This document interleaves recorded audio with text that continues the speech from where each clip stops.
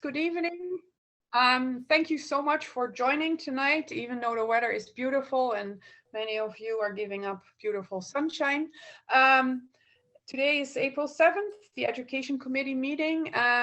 With us here are members of the Education Committee, Amy Francek, Jen Iannetti, and Dr. Lewinowitz has just joined us as well, along with other members of the board, the administration, and we have a number of guests who will be part of the presentation tonight. And of course, we have members of the community in attendance as well. So thank you very much for joining.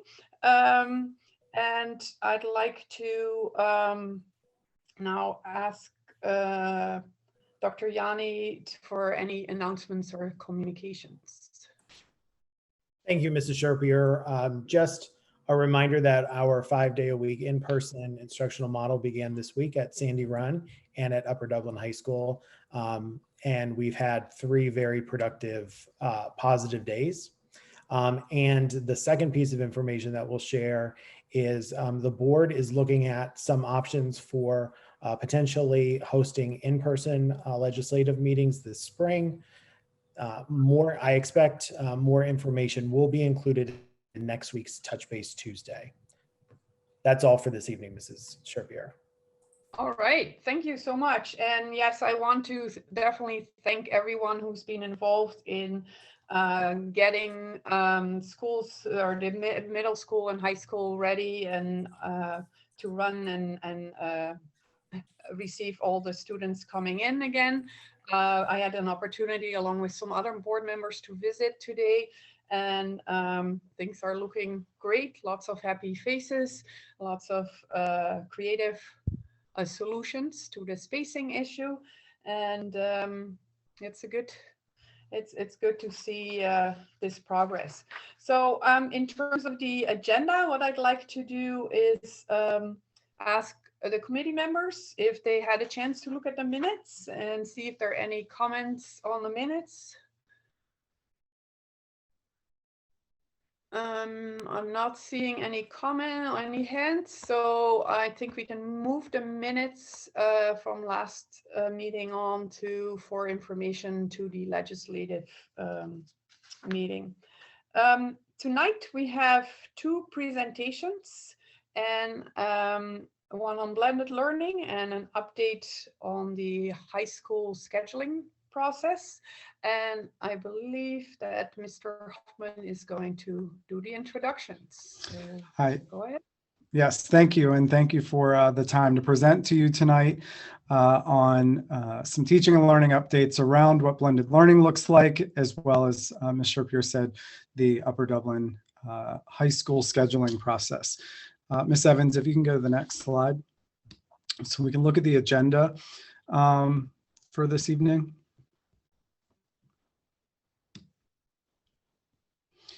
After the teacher presentation, we'll be sharing a little bit of information about the virtual town hall that is coming up next week, along with Dr. Perez will share some information about the state assessments, AP exams, and then we'll take any questions. Next slide. As always, we start with our 4 pillars of practice. As we've said, blended learning is something that we have been engaged in over the years, and last spring really digging into the idea of meeting the needs of all students in our classrooms. And closure has resulted in us needing to think a little bit differently about what that looks like. And it actually benefited us in ways that we were able to creatively engage our students while meeting those health and safety plan demands. And so each of our pillars will be addressed this evening as we look through our presentations. The next slide, please. We have a book study going on. The book is called Blended Learning in Action, a blended learning blueprint, rather. And this is a book that our curriculum leaders, our reading specialists, our ISS teachers, principals, special ed staff are reading, which is allowing us to really think about how to meet the needs of all learners in the least restrictive environment, which is always our goal, right? And Tonight, we'll hear a little bit from Catherine Adamski and Rachel DiCarlo from Maple Glen about how they're working to meet the needs of various students in their classroom. And we also have Sue Parsons, Jeff Dillon, and Alexandra Pixton, who are going to talk about their work with gifted education and how that has looked a little different this year. And it's been really cool. I'm a fan of some of the work that, all of the work, but some of the work that our gifted teachers are doing, particularly with engaging kids across the building and across the district together to collaborate.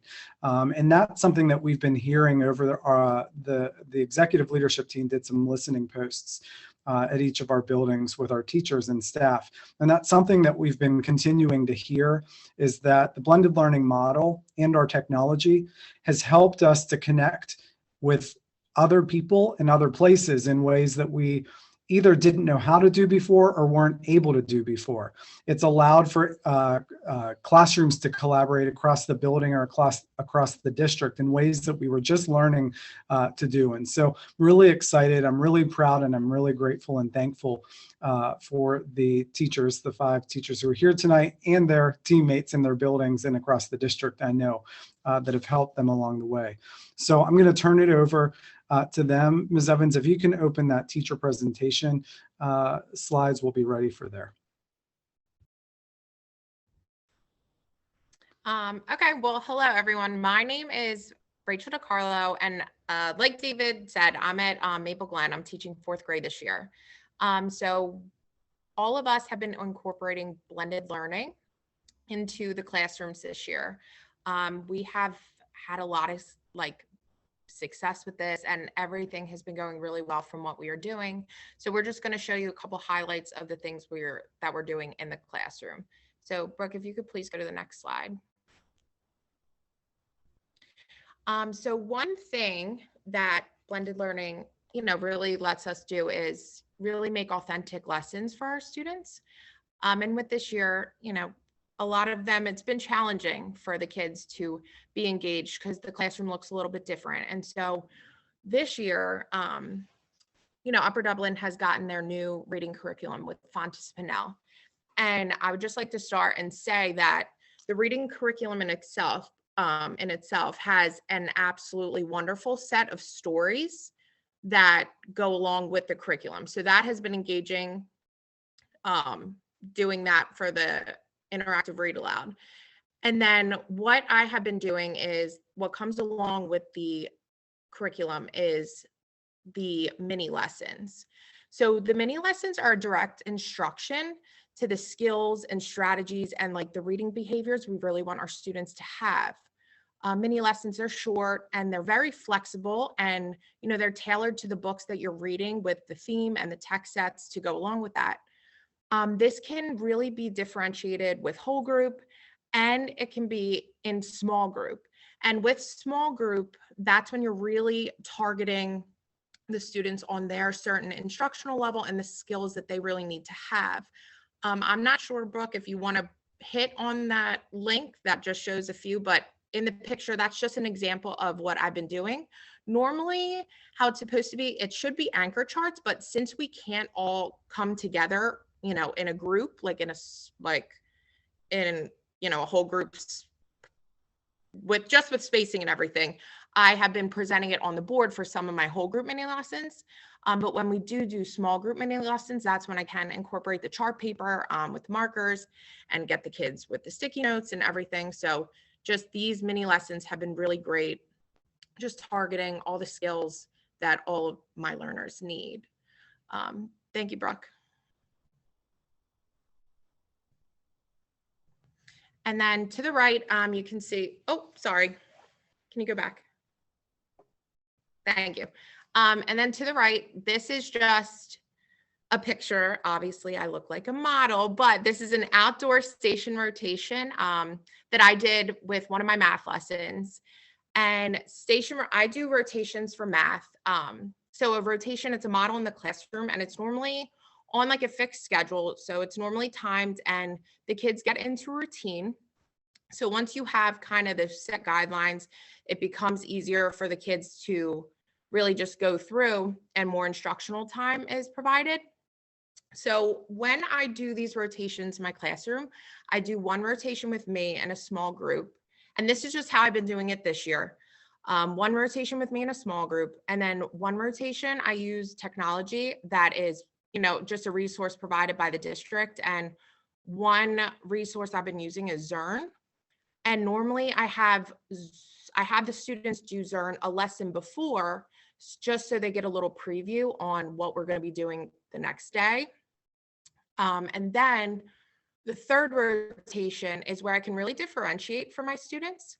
I have 3 groups. So if my one math group, my high flyers and the ones that are really excelling with the topics that we're doing, that's when I'll have materials for them.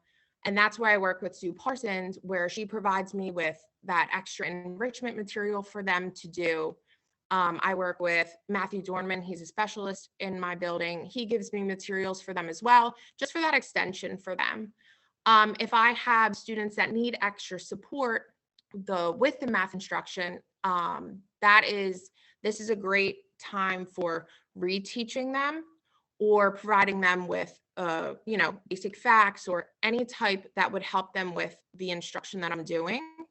And sometimes and I find the station rotations can be flexible too. I find my groups are constantly changing, whether or not a student is, showing understanding of the topic. And they can be flexible with, for example, this year, just today, actually, one of my math groups, the ones that were excelling, didn't really need too much instruction for the problems that we were doing. So I got to spend more time with my students that really needed the extra support and got to, provide them with the reteach. And so that was really good. And, rotations are just really good way to personalize the instructions for these kids and just really, really tailor to what they need in, for example, for math, what they really need to work on and the extra practice that they might need. Thank you, Brooke.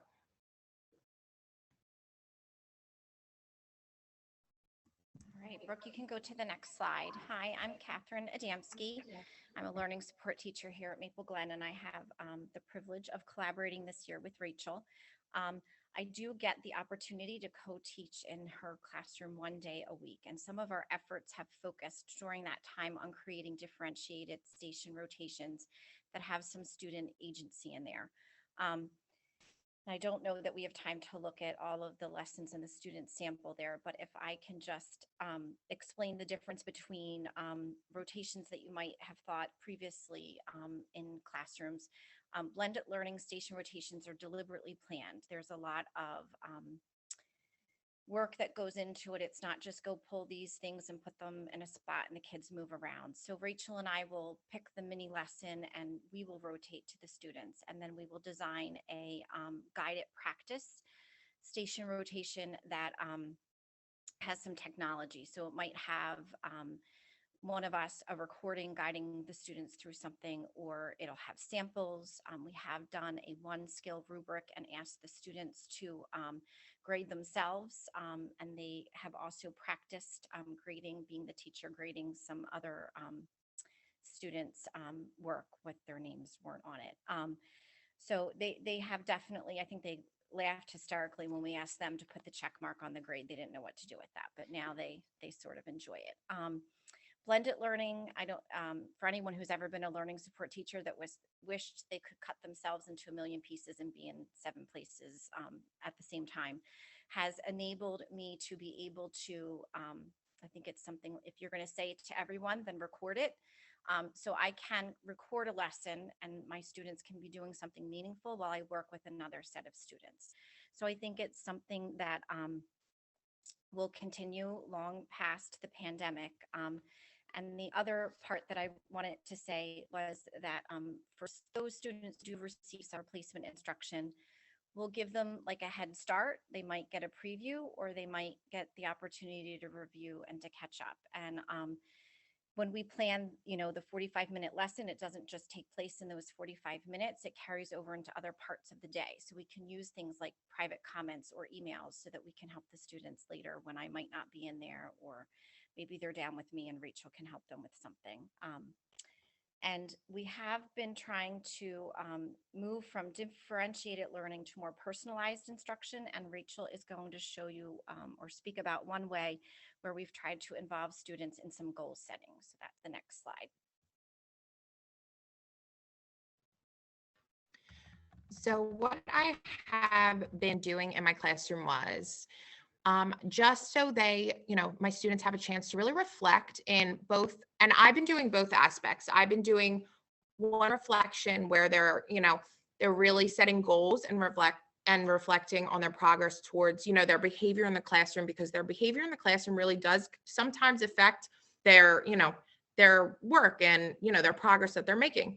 So just those social behaviors in the classroom, how are you doing? Are you on task? Are you doing your independent work? And that just kind of keeps them accountable for what they're doing in the classroom. And when we do these reflections, they really do a good job on really trying to figure out what's working for them and what's not. And then separate, I have a student reflection. I have a student for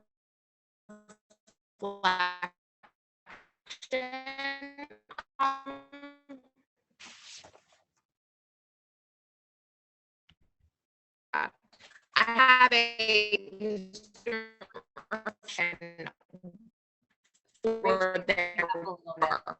Catherine, can you pick up?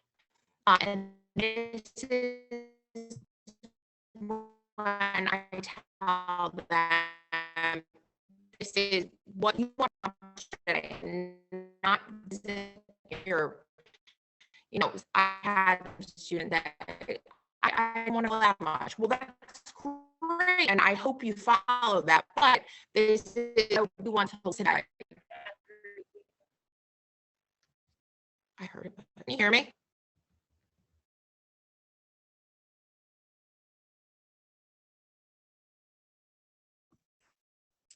Can you guys hear me? Okay. Yes. What Rachel was trying to explain is that she has her students set goals, behavior or academic, and that they have been doing a good job with that. I think she might have had a sample to show, but I think we can go on to the next slide. In this presentation will be in our group, our book study, we've been trying to take one step at a time. And so the things that Rachel and I have tried are station rotations, the math rotations. Obviously in guided reading, she's meeting their students at their instructional levels, playlists and checklists. We're thankful for the opportunity for some co-teaching and collaborative planning. And obviously using formative assessment to guide how we're setting up each of those groups. We have tried some choice boards. This is something that we have done. Rachel has done it virtually when she was teaching and in person, but as a learning support teacher, I do have a group of students who are still virtual. So it's kind of adorable to have them on the link and they're doing their work, and I might be overworking in a small group and somebody hears one of the Cardinal Academy students asking for help, and one of the kids will holler over, she'll be over there in a moment. So they can, while they're at their homes, they can still do many of the station rotations that we have planned. And I think that there is someone else who's going to take over the next slide.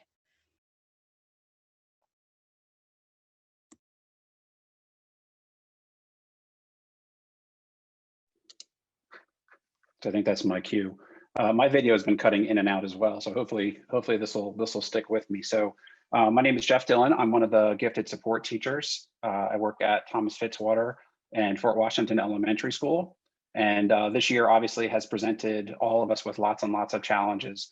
The one thing I have to say though is that it's provided a lot of opportunities as well. And one of those opportunities was the chance to collaborate with Susan Parsons and Alexandra Pixton. We meet together once a week, and sometimes it's a half hour, sometimes it's an hour, sometimes it's an hour and a half. But it's really been beneficial, I think, to to me personally, and then also to the students. So one of the challenges that we've been presented with, we see our children in an itinerant setting. So typically we would see them twice a week in what's called a pull-out program with their grade level peers. But obviously this year, we have some students at home, some students in school. So we've been teaching virtually. And again, that's provided us with some challenges, but it's also provided us or given us some opportunities. So things that we work on, we typically like to use a cross-curricular approach. We focus on problem solving, analysis, and critical thinking. We use a design thinking approach. The students observe, question, explore, create, test, revise, communicate, and reflect, right? And we use rubrics for reflection.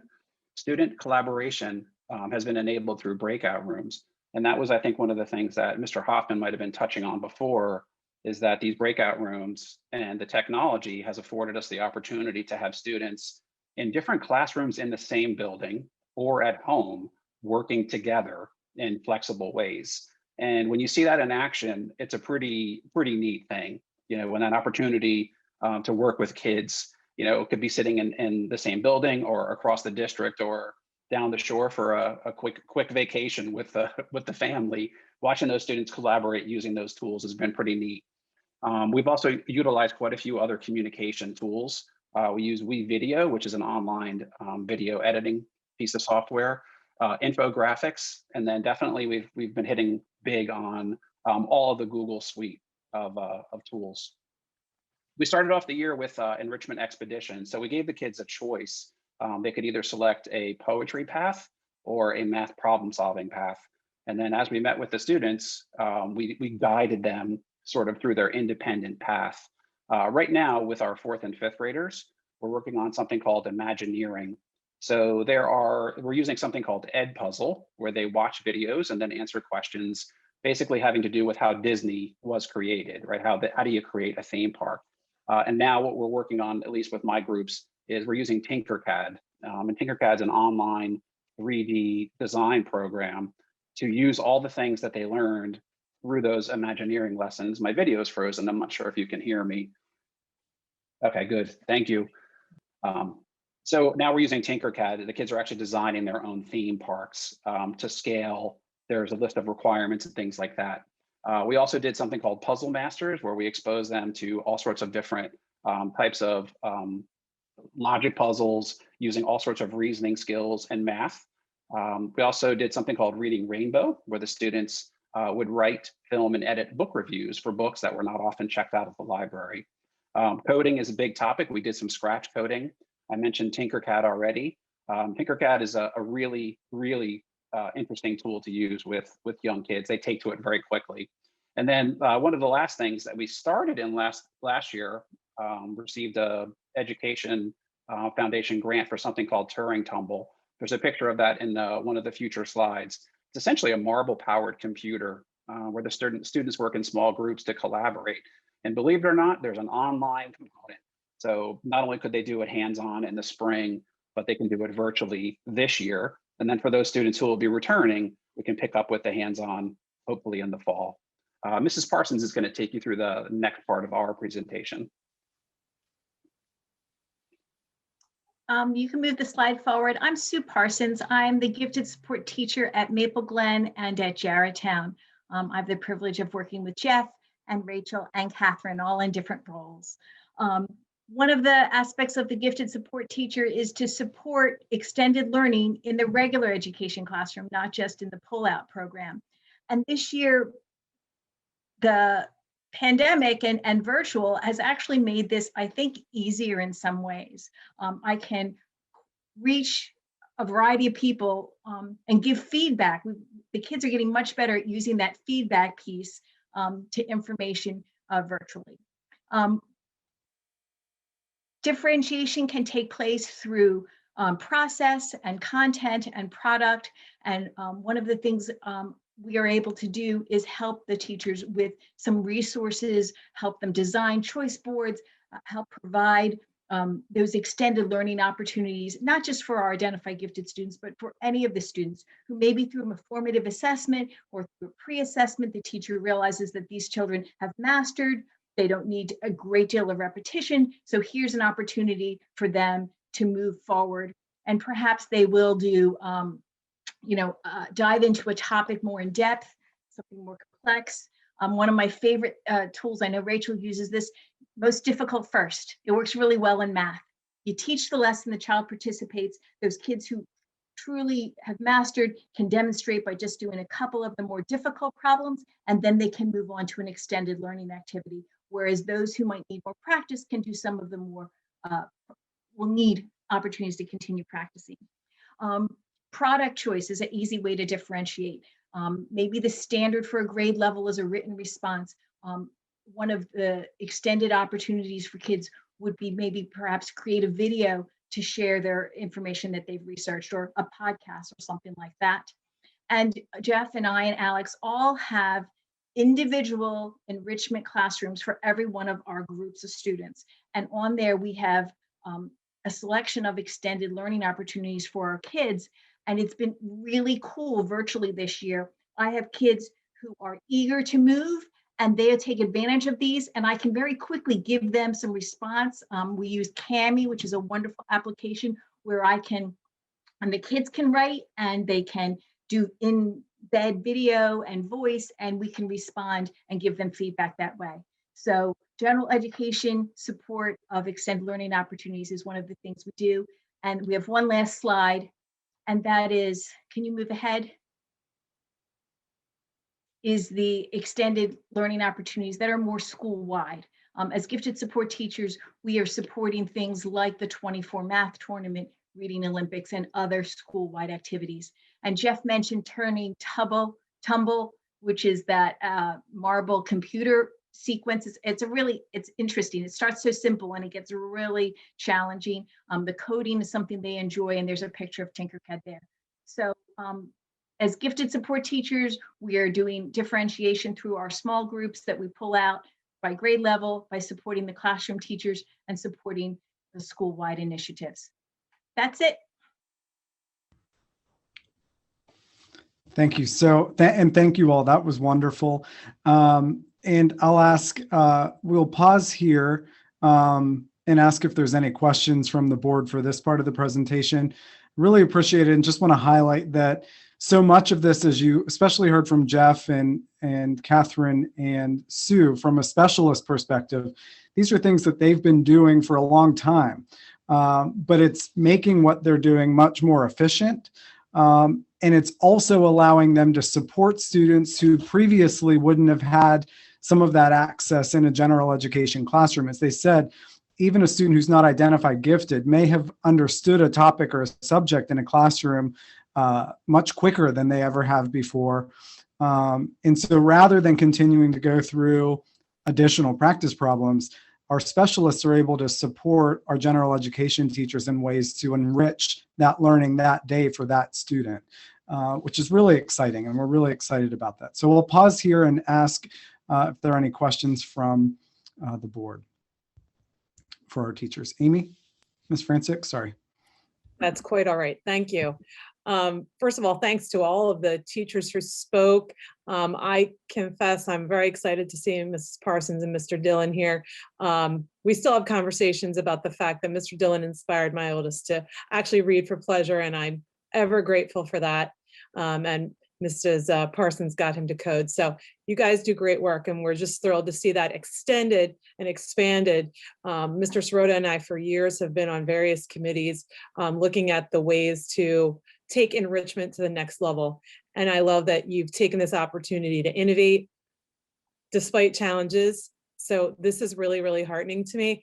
I guess I'm curious about the next step, sort of codifying this as the way, so to speak, and what we think about where this goes in the future.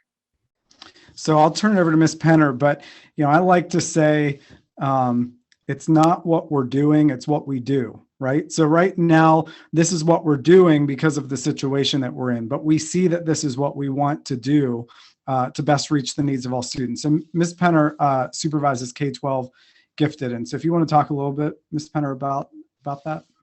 Sure. We're really excited about all of the experiences that were accelerated, like Dave said, this year. The nice thing about these choice boards and these activities that they're building are they're archived now on our Google Drives, and they're saved and go along with our current instructional programs and curriculum. So this is the first layer of providing that access and opportunity for all kids inside and outside of the gifted program when they are demonstrating mastery of a skill and need to extend on that skill. We were already planning pre-pandemic for this year to be a hybrid of a push-in, pull-out model at the elementary level. Because of safety and health and safety plans, we've been more of a pull-out and less of a push-in, but provided with blended learning now, we've been able to really meet the needs of more kids across classrooms, across buildings, and share resources. One of the things we're excited to move into sixth grade is to continue that model of this personalized piece that blended learning's really supported, is providing kids with that choice and providing them with the opportunity to be part of their learning, not just choosing what they want to explore, but also part of, to what Rachel and Catherine talked about, their goal setting, talking about what they're doing, what they want to do next, and then rating themselves on their progress toward meeting that goal. So really getting them to own their learning process and be critical of that learning and understand themselves more as learners. So we're really looking at 6th, 7th, and 8th grade gifted support being more driven by students and then supported in more of a gifted seminar during that middle school ARP period by the teachers, but building it into content that already exists in our core content areas.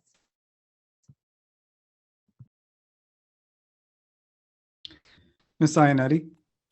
Hi, yeah, this all sounds wonderful. And Mr. Hoffman, you said this before, and I think it's great. The idea of doing that hardest math problem first so that you don't have to do, I think that will be really helpful for some kids.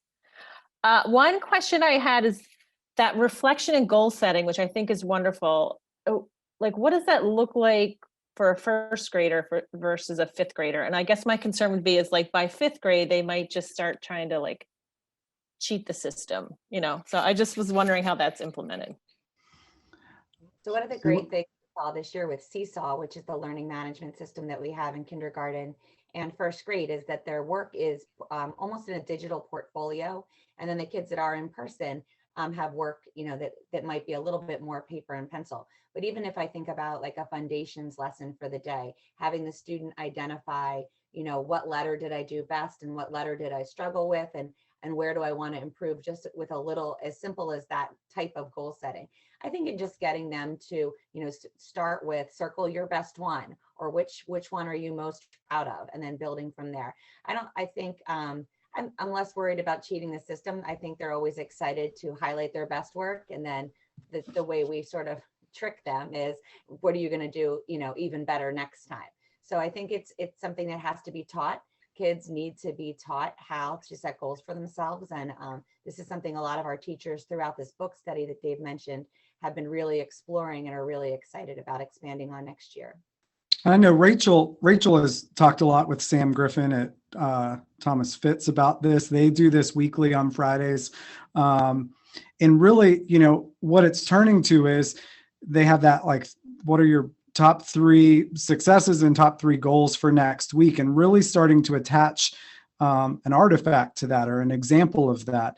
And I really loved when Catherine shared that she and Rachel are using that single skill rubric, because sometimes the idea of 10 things that we're looking for today is overwhelming, but a student can look at a skill, and I have to say that March 13th helped us get there when we really started to talk about the 5E framework, identifying that priority skill and working really hard on that skill. So our teachers have really, you know, taken that.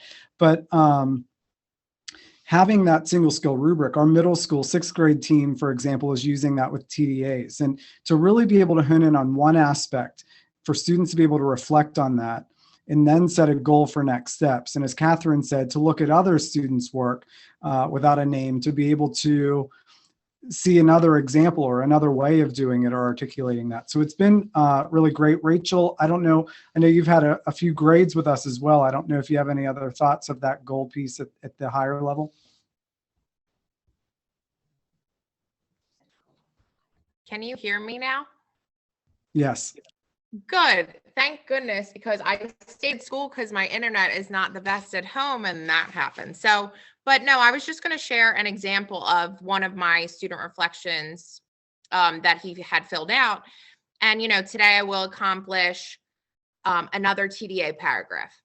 And then as the day went on, at the end of the day, he checked off, he hit his goal. And then, on his paper, he actually put, I actually did 2 goals. So then I sat with him. I was like, so you saw how you went above and beyond what your goal was. So what should you do for next time? And he said, should I try to do a little more? I said, I don't know. Do you think you could do a little more? And it's just, and his day was a 5 out of 5. And it was just, he went home feeling really proud of himself. And then I could email his parents and tell him how proud I was of him. So it just was it was just really good reflection, and that was wonderful. So I just wanted to share that with you all. Thank you. Mr. Ropsky? Yes, my question is, at the elementary level gifted support team, when you guys all meet, do you meet together in person or do you meet virtual? And if you do meet virtual, is that because of the result of the COVID restrictions that you come up with this way to meet because it's easier from your own classroom and meet virtual? And will this continue if you do, if the meetings are virtual, will continue? Yes.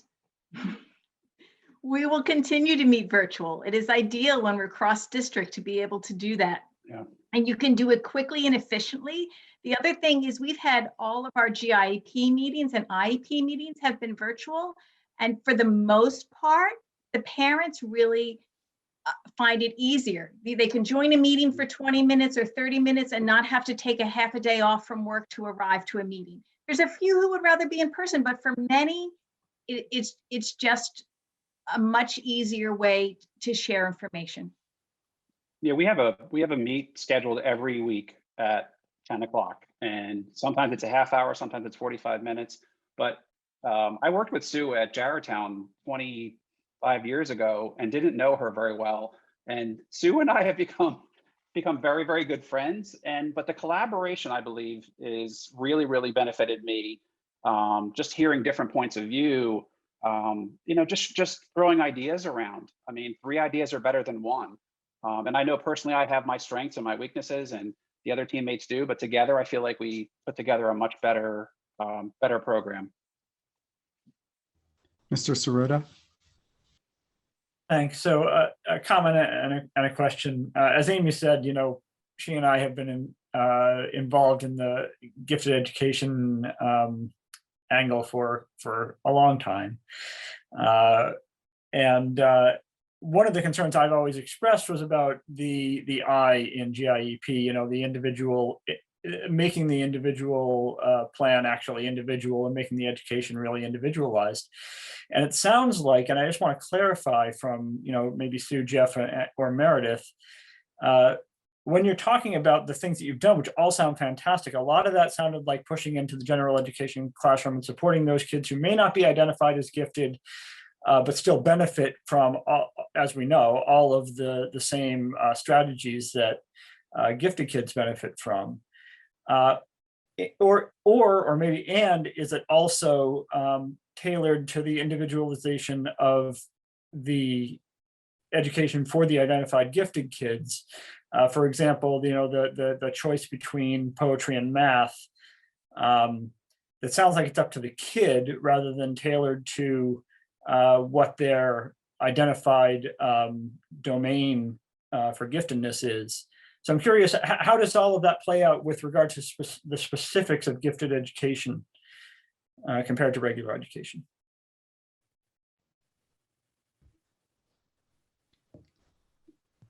I can jump in. Oh, go ahead, Sue. Well, what's interesting to me is that when given choices, most of the students will pick a strength and they'll go with it. I mean, my logical math people, do you want to write and explore literature, or do you want to solve some interesting problems? They're going down the problem path. But at the same time and time again, they want to do what everybody else is doing because it looks interesting too.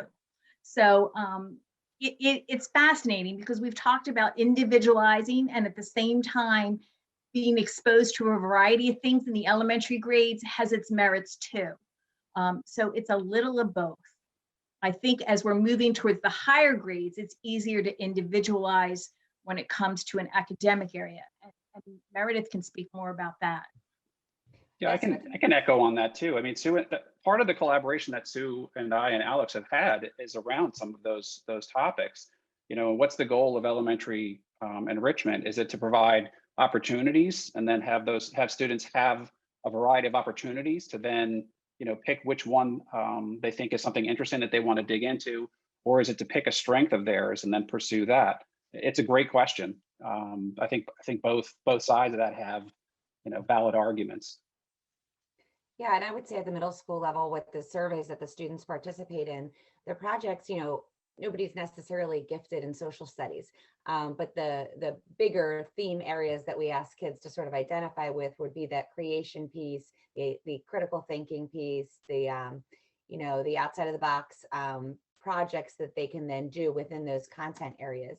So I think we're getting to a place where we're trying to think about the skill and not necessarily married to the content, which is exciting. So, and encouraging them to maybe pick threads that don't just always fall in a STEM category, but sometimes cross into that humanities. So the projects at the middle school level are not necessarily content driven all year long. They pick a different one each quarter.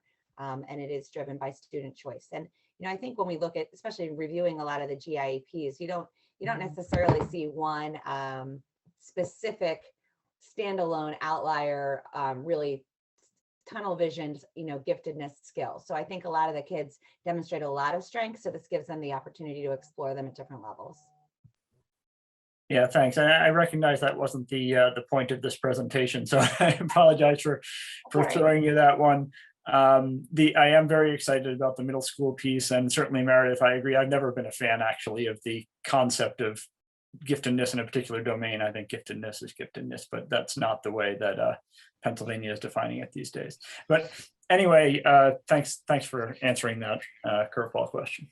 And we're excited in future, to that point, Mr. Stewart, in future Ed Committee meetings through this year and into the fall. We're excited to present some of the plans for middle school and hopes for middle school and what that will look like as we prepare for the new building.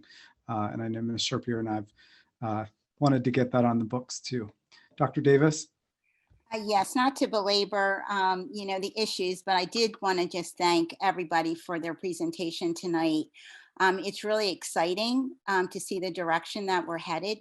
And there were a couple things that were said that, you know, were really exciting to me as a retired educator. When we, you know, I grew up with differentiated instruction. And then when you also talked about not just differentiated, but personalized. And I think that's just so important. And, you know, people might not think, you know, there's a big difference, but there really is. When we're really trying to meet the needs of all kids, it really has to get down to personalizing it for every child.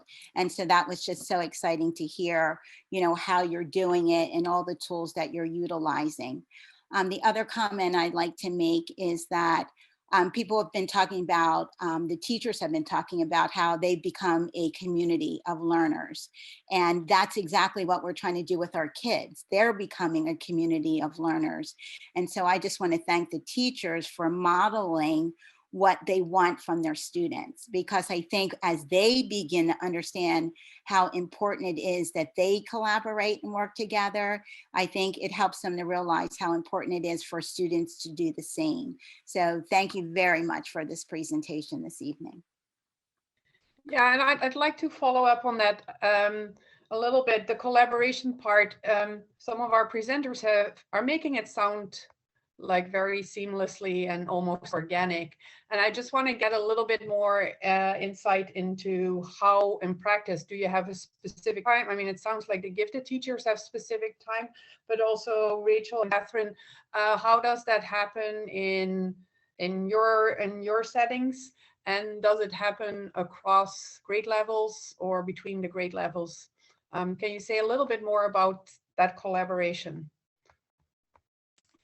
So we do have a collaboration time, and Rachel and I some of our times don't line up, but we do have some common time at either the beginning of the day or at the end of the day. So there are grade level meetings that might happen. And as a learning support teacher, I might not be able to go to all of the grade level meetings, but because we have this time at the beginning and at the end of the day, we can do that. Of course, as any teacher will tell you, some things happen outside of the school day, and we call each other and help each other. And we might start a slide deck and say, oh, I got this far, and pass it off to her, and she might work on it. So it's just, an open line of communication.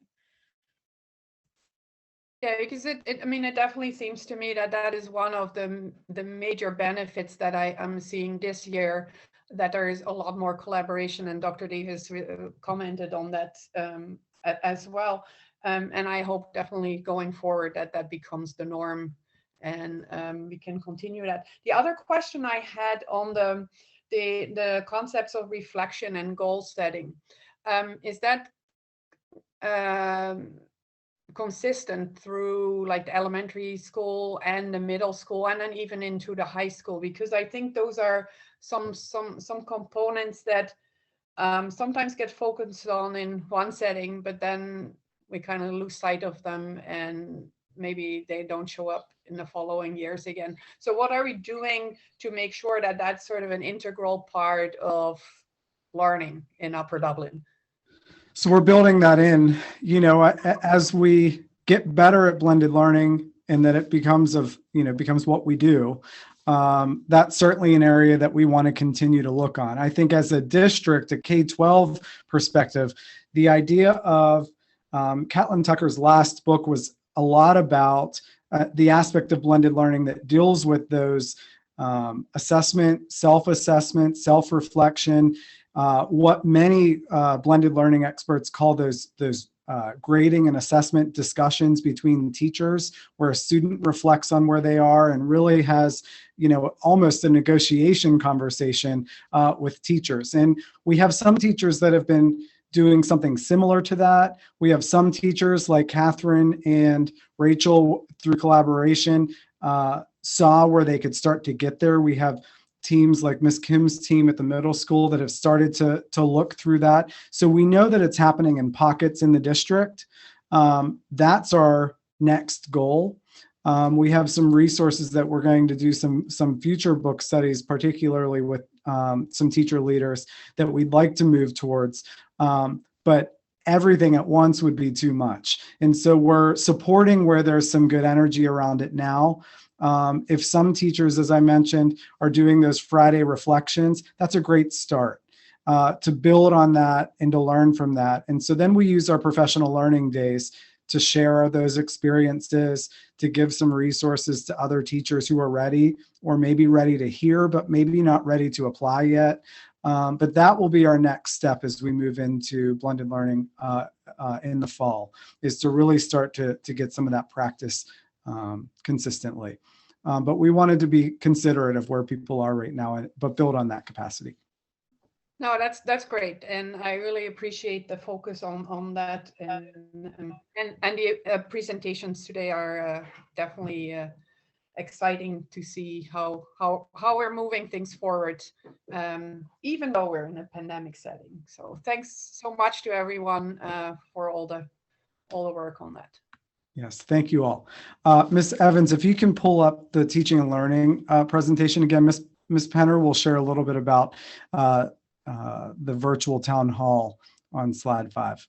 And as I was starting to say earlier, this presentation with the links of the teachers' links that we didn't explore will be posted when the meeting's posted, so you'll be able to explore these resources a little bit more fully.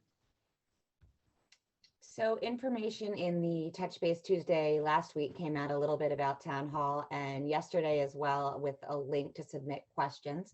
So next Wednesday evening at 6 o'clock, we'll be hosting a virtual Town Hall meeting on teaching and learning that will just provide sort of an extension on tonight's presentation, an overview of where we've been, where we are now, and to Tizia's last question, where we'd like to go next year. You hear a lot of talk through PDE and in the news about learning loss. Their words, not ours. I think it's presumptuous to assume everybody has learning loss at the same levels across the country or world. So we don't love that phrase, but we're really looking at where our students are, what the data shows, what the needs are in our kids at the end of this school year, and what our teachers need to be ready for in the fall. So really a focus on what do we need to teach them next, not what can't kids do, but where are they in June and what do they need to learn in September. And that could be a first grade to second grader, that could be Algebra 1 to Algebra 2, but really getting teachers the time to work collaboratively with each other on a grade level below and above, a department, course below or above, and really start to build some of those units to fill in any gaps or reteach skills that are essential for the next course or grade. So we'll be focusing in a little bit more detail on that. Talking a little bit about Cardinal Academy with the information we have available to us at that point. And questions can be submitted on the link. It's on here and also in the Touch Base Tuesday that was sent out yesterday. Next slide, Dr. Perez will talk to us about state assessments and AP exams. Thank you, Mr. Hoffman. Good evening, Board of Directors. So it is that time of year that we are approaching for our state assessments. As you will remember, last year, we did not administer the state assessments due to the pandemic and the closures. However, the U.S. Department of Education is not providing states that opportunity to waive the state assessments again this year. However, they are providing states the opportunity to extend the windows for those state assessments.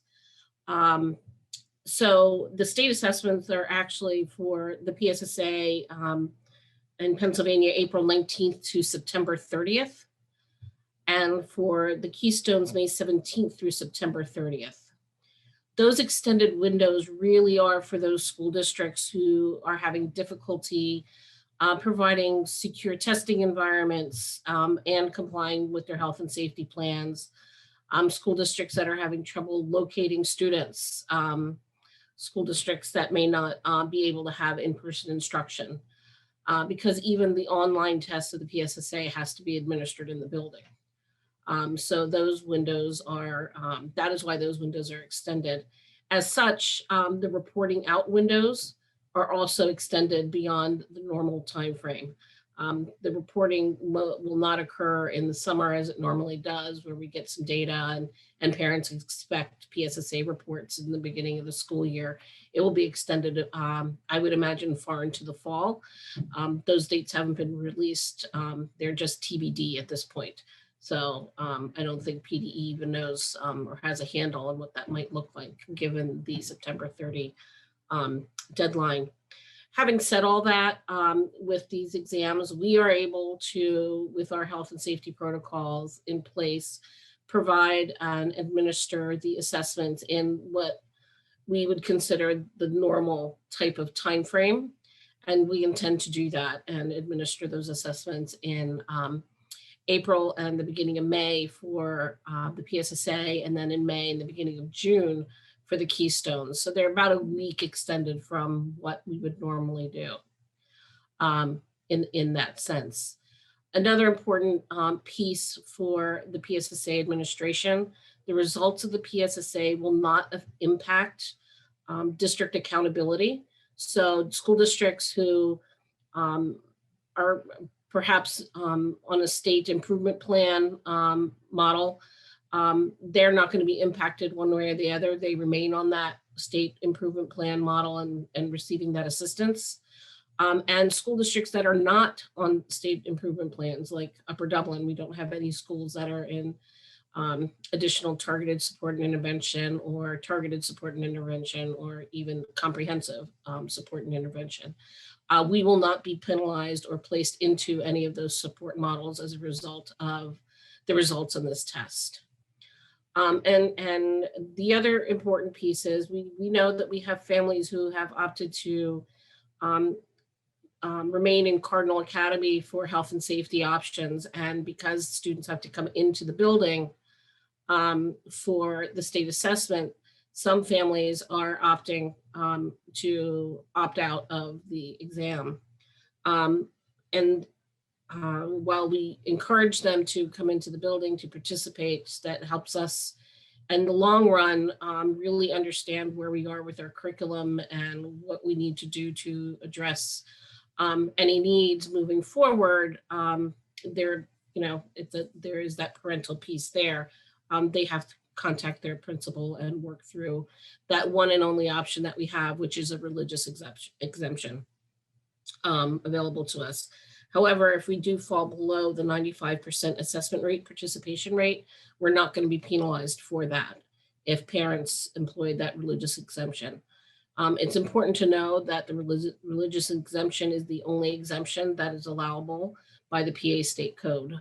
There's no other option that is allowable for not participating in the test. The AP exams, there are 17 different exams that will be administered in the course of about 10 days, which is a Herculean task for our high school. And this includes a combination of in-person and online exams. Again, those online exams, you know, need to be taken in the building in person. So we are making arrangements for that, and the high school is working with technology for those pieces with the AP exams. Finally, back to the state assessments, I do want to mention that the state is asking schools to administer what they're calling an opportunity to learn survey. It's not an assessment or a test, it's an opportunity to learn survey for students. Keystones.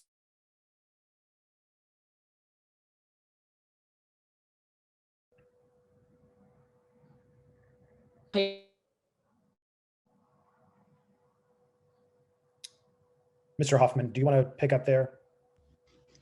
I was trying to make sense of it. Dr. Perez, are you there? I'm here. I can hear you. Can you hear me? Yeah. You cut off right at the end of what the survey. Okay. So the survey is 9 questions.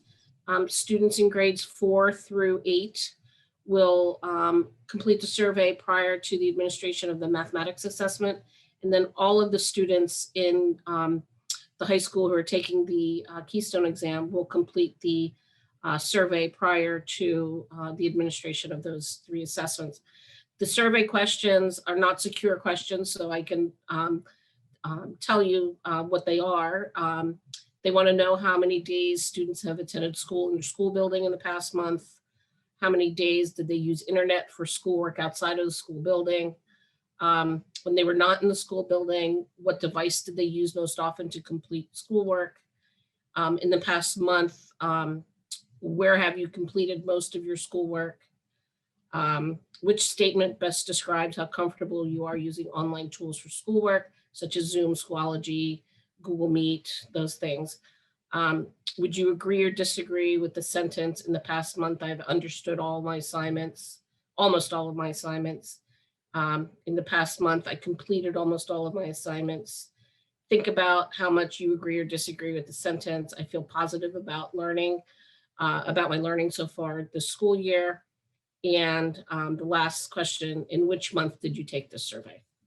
So those are the questions. You can see that the state is trying to gather some data on students and their perception of learning, how they learned, and how they were, and where and how they were involved with instruction. Great, thank you. Well, now, Ms. Evans, next slide. Mr. Schultz, high school principal, is here to talk to us a little bit about some quick updates about where we are with the high school schedule process.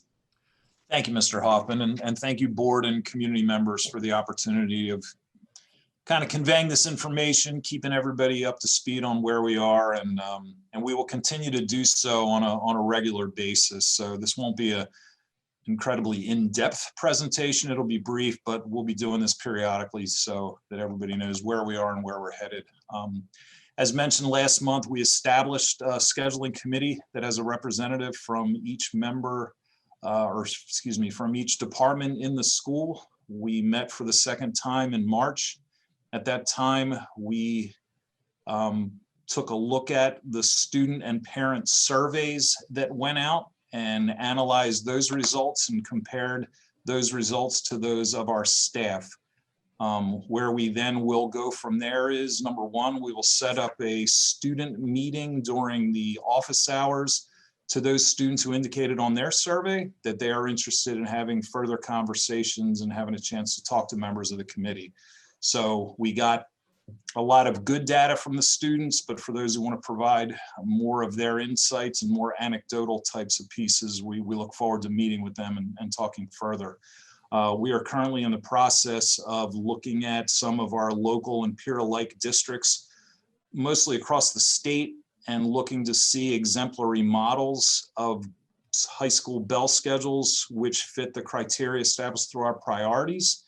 And then after taking a look at those, we are drafting multiple scheduling options that will prioritize the needs and wants as indicated by our staff, by our parents, and by our students. So the next time we get together, it is our expectation that we won't have an exact schedule. I think that's important to point out. We won't have an exact schedule that we're proposing, but we will have a kind of a general schedule that we then have the majority of the upcoming school year to fine tune and to put into place so that we will begin to implement it in the 2021-2022 school year. So I just want to reiterate that. I said that last month, but this is not a schedule that we'll be implementing in September. It'll be the following year. 22, 23. Thank you for clarifying. I appreciate that. Ms. Evans, next slide, please.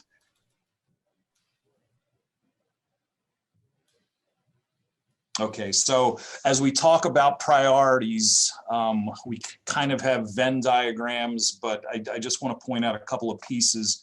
When we talk to the staff, and these priorities aren't unanimous, but they are majority. So in the results of the survey, we did find that longer class periods are something that our staff members want. And to reiterate a point made a month ago, a lot of our staff, this is now the third schedule that they've taught in. They've taught in a traditional 7-period-a-day bell schedule. Starting in 2011, 2012, they taught in a hybrid block schedule. And this current school year, we implemented what is called an AB block schedule with odd periods meeting on the one day and even periods meeting on the next day. So in indicating their preference, it's based on experience for so many of them, not just, hey, what they think or what they've read or what they've heard about from friends in other districts. Teachers want students to be able to receive support on time during the school day. They want a schedule that is consistent, and I think that in many ways refers to the hybrid block that we currently have, where one week you'll have traditional class periods and the next week you'll have a couple of days that are set aside with block.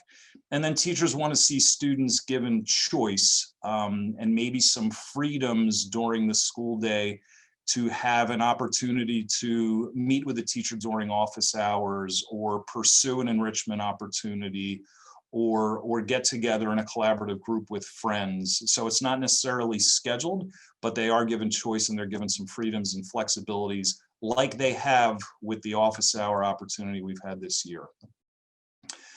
When we heard back from the students like their study halls. They also like the support that they have received during office hours. We put those as one topic there because we don't think they're mutually exclusive. And we do think that there is an opportunity for students to get together with teachers and either study quietly or get some kind of either remedial or pre-teaching kind of work there. They want to have access to their teachers during the school day. And as mentioned with the teacher priorities, our students, most of whom have experienced at least 2 different kinds of schedules, do like the longer class periods. And maybe I'm beating a dead horse, but I do think it's important to note that is the majority. That's the strong majority, but it's certainly not unanimous. And then parents, we wanted to hear from them. Many of them have multiple students in the high school. They love the office hours that have given their students access to teachers during the school day. They do like time set aside, as we have had along those lines, built in for students to receive support. And they have found in a majority sense that those longer class periods have been working for their students, that they've had the opportunity to delve deeper into topics, that they don't have the pressure of 7 different classes that they're responsible for on a daily basis, and that the longer class periods that we're having is giving them then.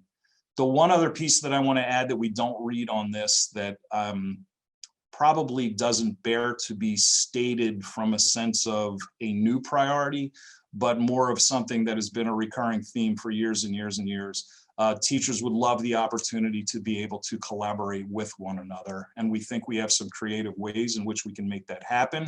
And when we begin to propose various options, we'll certainly be sharing them with the board and with the community. So that's a very brief update on where we are. I do want to point out that I am blessed to have on that committee 3 master schedulers, Mr. Michener, Mr. Chang, and Mr. Hoffman. And they have been outstanding in offering the insights based on their experiences in the past. And we look forward to tapping into their excellence and expertise moving forward. And Mr. Hoffman, with that buttering up, if there's anything you'd like to add, please feel free. Well, you're hired, Mr. Schultz. Now I'll open it up to questions from anything from town hall to assessments to this high school schedule updates from the board. Mr. Sirota? Thanks. I think a question for Mr. Schultz. They, on the survey, at least the parent survey, was language around a preference for an open campus. And it wasn't well defined in the survey. I know what I think it meant because I went to a high school that had what we called an open campus, but that may not be what you meant. And I'm curious how the responses were to that particular option in the survey. No, I appreciate the question and apologize if there was a lack of clarity. I did receive a couple of additional responses from parents who asked the same thing. There are a lot of schools in the area and across the state who have begun to implement a time period during the school days where students have flexibility to not be assigned to a distinct location, but can eat lunch, can meet with small groups of friends, can study, can possibly do an activity and even blow off a little steam.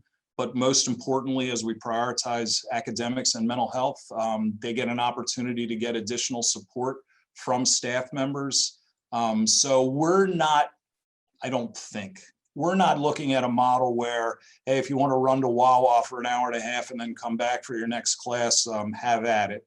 But we are looking for an opportunity to give students choice to a finite amount of time during the school day where they can choose an interest, choose an area where they need help, choose a time to maybe blow off a little steam, or maybe just get a little bit of downtime if they've had a heavy and kind of rigorous academic day.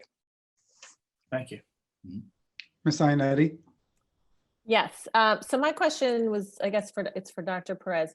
The PSSA, so we didn't have them last year and we may have less students taking them this year. Does the district do anything, like for an individual student who hasn't taken them, does the district do anything with that information? Like, would they be referred to like an IEP meeting or something? Is it only used at the state level, that information? So let me see if I can rephrase what you're saying, so I'm sure I understand what you're saying. So the PSSAs, I think you're asking if a student doesn't take the PSSAs for a couple of cycles, is there some sort of referral process or something that we do to support the student? Is that correct? Yeah, I mean, I guess I'm wondering, is that the PSSA information, does it matter to the individual student if they didn't take it? Does it impact anything for them? So it doesn't impact their grades, you know, for the PSSAs.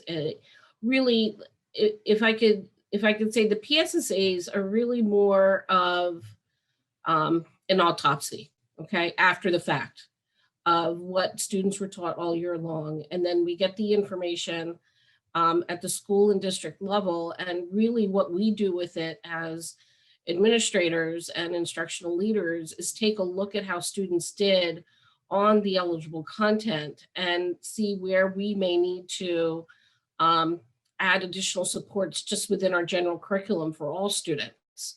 So it's really the most helpful piece of information we can get from it is really to inform our own curricular decisions moving forward. More so. Now, I won't say it for this year, but in past years, one of the benefits of students taking a PSSA in particular is that we could see through our Pennsylvania value added system, we could go into the system and they calculate projection scores for students. How well will the 6th grade student who took the PSSA in English do on AP English in high school? They can project that in 6th, 7th, 8th grade. How well will a 4th grade student do in Algebra 1 or a 5th grade student do in Algebra 1 in 6th grade? They can do that prediction for each individual student. And that really helps us as another data point to help us with encouraging students to take higher level courses, right? Or seeing which students might be on the cusp, and we can say, we have a group of students that are right here on the edge. I think we can encourage them to take this Algebra 1. We just need to provide some thoughtful supports within that class to help bolster their performance in the class. So in that sense, it's helpful for future information, but for the individual student to take a look at and all that, unless we sit down with them individually and go over the exam with them individually and do goal setting with them individually, not so much. So I think it's much more of a tool for us to use at the district level to examine our own curriculum and practices. Thank you. Thank you for You're the very thorough answer. Oh, you're welcome. I can raise my hand, so I'll just ask my question. This is for Dr. Perez and Mr. Hoffman. With the different timeline in the PSSAs and Keystone scores, how does that impact your planning into the next school year? I mean, if you get the results over the summer, that's looks a little bit different potentially than if you get them later down the road. So how does that impact your thinking at this point in timelines? I think, as Dr. Press says, that's a big picture view. And this year, we don't know how big or small of a picture view that will be for us. And so it's a piece of data that we'll use. It wouldn't be the only piece of information that we would use. Really, our experts in the classroom working together in June are really helping us know what we need to do before next year and what we need to do when we begin next year. And Ms. Penner was mentioning with Town Hall, and we'll get into this a little bit next week, but the idea of unfinished learning.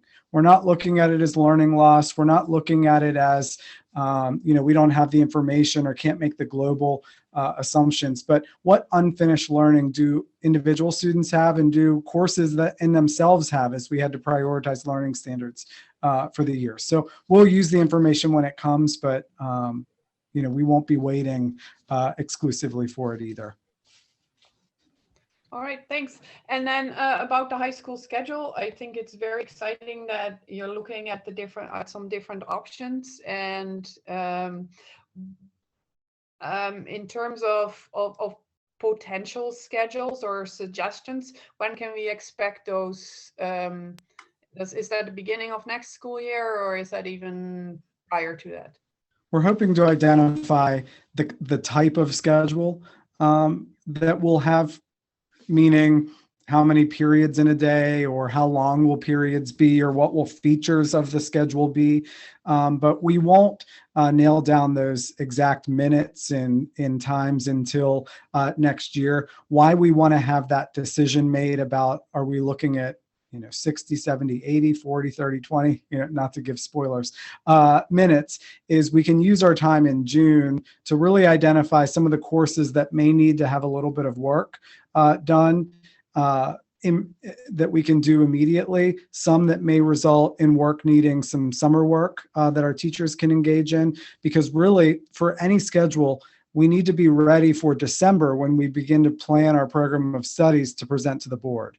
And so we really want to be able to look at that, look at some new courses, if we have some new electives that we might want to offer. If some of our current 0.4 or 0.6 classes become a 0.5 or a 1, or whatever that might look like, we want to make sure that we're using our time wisely so that we can be prepared for that program of studies deadline. So our goal will be to present to you all kind of the concept of the schedule by the end of the school year, and then early into next year, some of the more specifics. Great, thanks so much. I think that gets us to the end of the presentations, and I want to thank everyone involved very much for their time tonight, but also all the effort that was put in to get us to this point and moving ahead. So let's move then to item number 6 on the agenda. There are some recommendations. And I think, I think the leadership team may want to highlight some of those. So let's do that. Is that Mr. Hoffman? Ms. Penner, do you want to talk about Easy CBM assessment? Sure. So Easy CBM is a benchmark assessment that we are going to pilot this spring. It goes K to 8. That's how far the program goes. That's not our choice. We're looking at a reading and a math assessment. As you know, we did not continue using STAR this year. It was a product that the vendor said was not great in a virtual environment and not reliable data for us to use across those settings. And it was a significant investment for the district. So we did forgo the use of STAR this year and are bringing on board Easy CBM. It will include a virtual professional development option for teachers, and it'll give us a snapshot that's district-wide to use to inform our planning, sort of as a lesson. And we just talked about state assessments being a very global picture of the district view. This is a little bit closer in, not quite as close as our curriculum-based assessments that we use within our programs, but gives us a nice snapshot of all of our kids in grades K to 8 for a piece of data on reading and math. That'll be administered very late spring, most likely beginning of June. I'm still working out dates so that we give kids as much time to receive instruction without interruption between now and then. We're going to get some feedback from teachers once we get this data to see what we believe it shows us. Is it meaningful? Was it fairly easy to administer? And then we'll make a decision about if this is a benchmark data system that we'll continue to use next year. So we're asking for approval for this. The next step would then be staff development and then implementation in probably early June. And I noticed in the description there were 2,500 copies proposed. Is that, are all those copies going to be used this school year? Mm-hmm. Yeah, that's our spring. That's a prorated amount per student. So the cost per student is prorated because we're only getting it this spring. The cost per pupil, if we move forward next year, would be a little bit higher. Okay. But that is the K to 8 enrollment. So it's per student. Okay. And then in terms of scoring this, is this just an electronic scoring, or is that there some teacher time involved?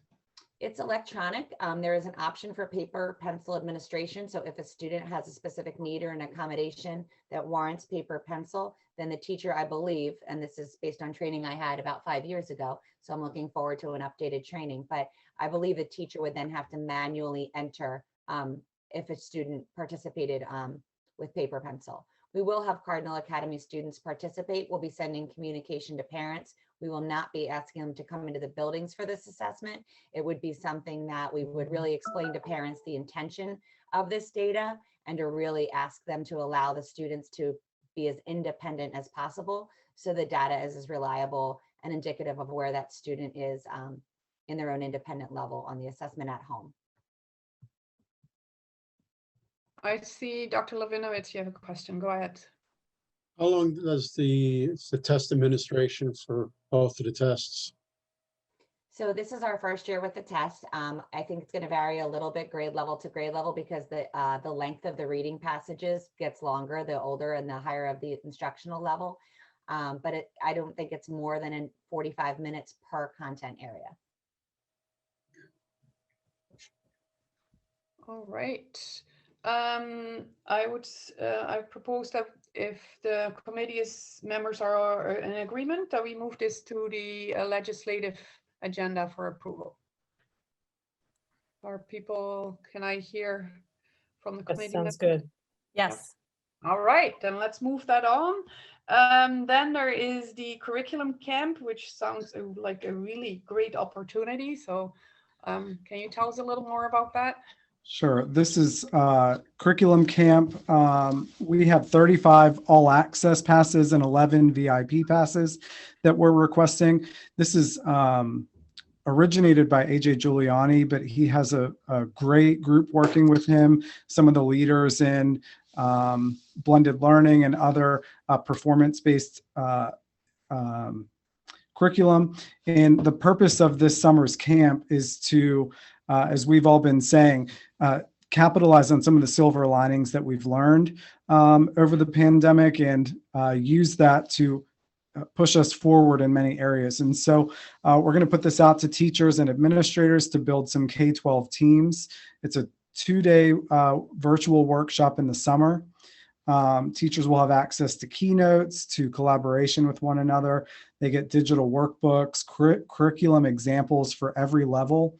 The exciting piece with the VIP passes is that you can actually then, there are sessions where they'll get to work with content or grade level experts. And so we will be able to share some of the work we're doing with our curriculum and get some feedback and suggestions in turnaround in that 48 hours.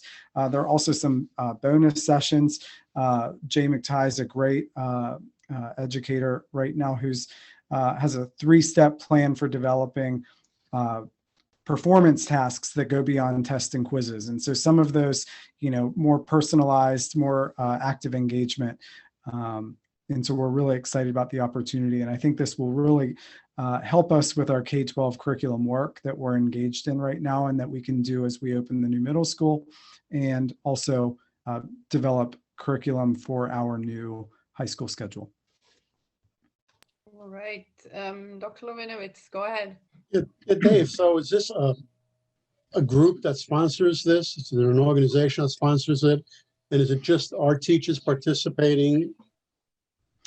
It's a national, it's a curriculum conference. It's a national conference. It just happens that AJ is a local guy, originally I think from Centennial, but it's a national conference, but we're looking, that group of 35 and 11 would be an Upper Dublin team that would go, much like we've done in previous years with ISTE or something else, where if there's an opportunity for us, and the virtual piece makes it much more accessible.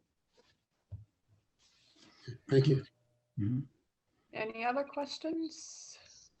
I mean, certainly the price looks pretty good on this for a group of 46 people, just slightly over $2,000. That's it. And I believe, I don't have the motion in front of me and I accidentally X'd out. I believe is this title. Yes, we're also using our Title II funds, which we're excited to use to put to good use for all students. Yeah. All right. I propose that we move this on for consideration or for vote on the legislative meeting. Are committee members in agreement? Agreed. Yes. Okay. And then our last item is the computers for the digital media and AutoCAD computer lab. And I know Mr. Squeri has been sitting patiently waiting for this moment. Let's, Mr. Patel. Yeah, I'll get started. Thank you. I've asked Mr. Squeri to join us tonight as he teaches from both of the labs. We're looking to refresh the computer labs at the high school that are designated as the AutoCAD and the digital media labs are aged. These computers are nearing 9-year mark, making the hardware obsolete for current industry standard applications such as the Adobe Premiere and the AutoCAD program. The new computers will allow us to leverage the software to the fullest potential with rich learning experiences without a lag in processing content that's created by our students. You'll notice that the hardware spec for the desktop models is optimal for the respected labs. You'll see a slight difference in the configurations. And that's done intentionally. The digital media lab is going to require a little bit more processing power. So that's why you see the price difference in the two computers. Mr. Scurry, if you could give us a quick oversight of the different type of courses that are going to be taught in the class, that would be great. Sure. For the, really we should call it the Auto Desk because it's like a suite and that's the company name. And Mr. Capps primarily uses at least 3 pieces of the software there. And I think Mr. Patel hit the nail on the head when he said industry standard. And it's what they're using in industry. So when kids take these classes, they're learning the software that they're going to use in college. They're using the software that they're going to use when they get a job after college. So I think that's pretty important. I primarily teach the graphic design courses and the TV and film. That's mostly using the Adobe suite. So it's not just video editing with Premiere, but it's also motion graphics with After Effects, Photoshop you've probably heard of before, Illustrator. So that's the software we use. Those are the basic classes that we're teaching. And I just want to stress that we've got a lot of excellent concepts that we teach. We've been teaching really, really good stuff. But it's not just conceptual things. It's also a skills base that we're teaching. And so I think it's important to have those software packages that really only run on desktops at this point for the kids to leverage. And I just want to say, I think the best little anecdote for the need for this software is when kids come back from college and tell us, hey, all my 100 level courses that are in my major, I'm flying through them because of the classes I took in high school.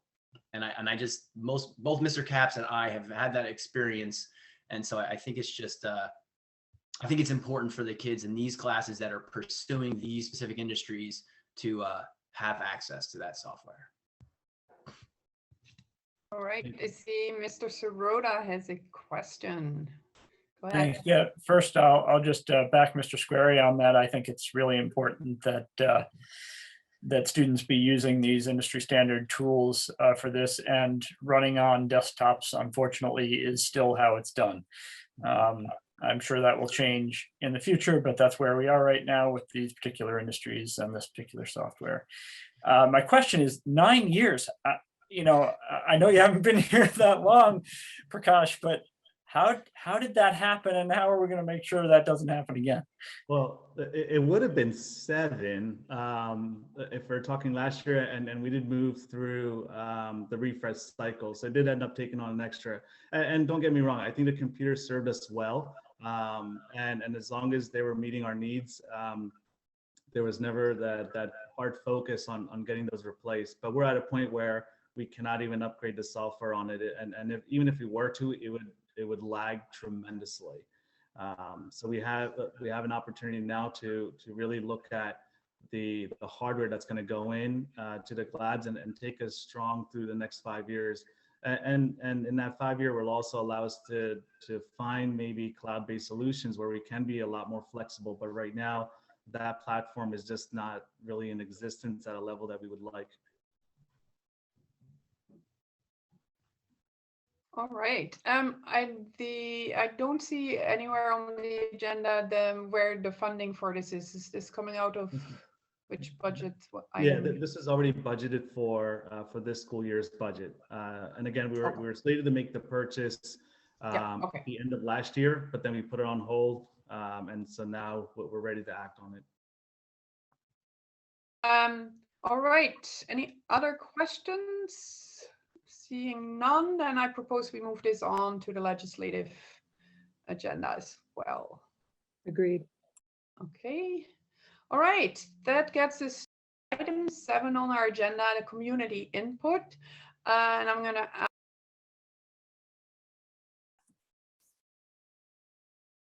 Teacher, you went muted in the middle oh, of that. sorry. Yes, I am sorry. So we're at item 7, community input, and I'm going to ask Ms. Evans to open things up at her end.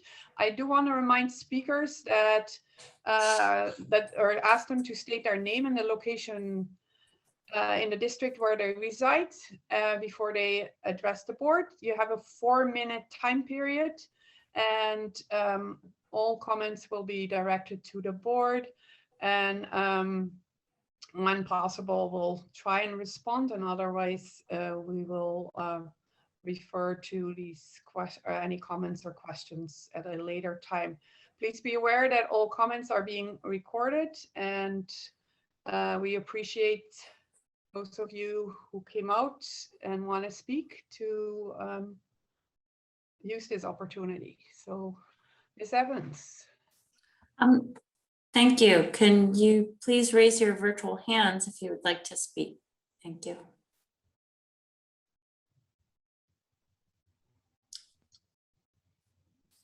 I am not seeing any virtual hands at the moment. I do see. Oh, yes. Thank you. Go ahead, Ms. Burns. Hi there, thanks. It's Lisa Burns from Fort Washington.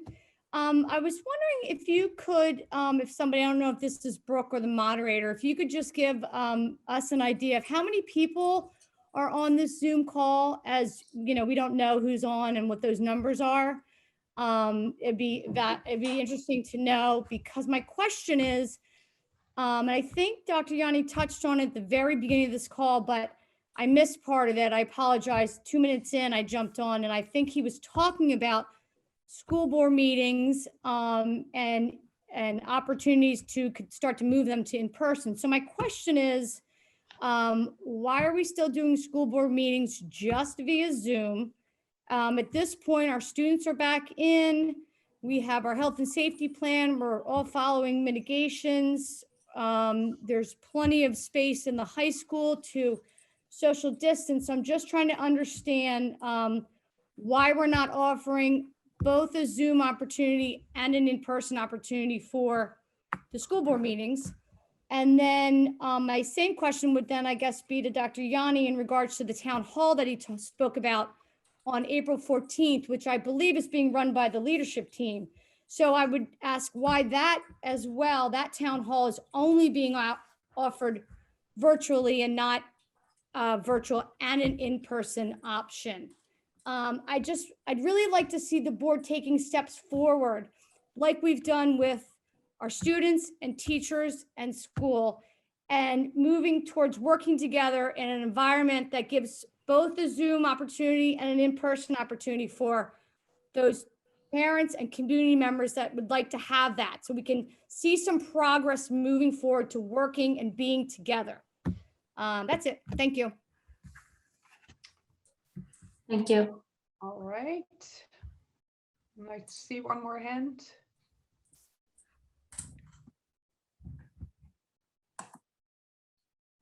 Ms. Vitella, go ahead. Thank you. Hi, Jenny Vitella Ambler.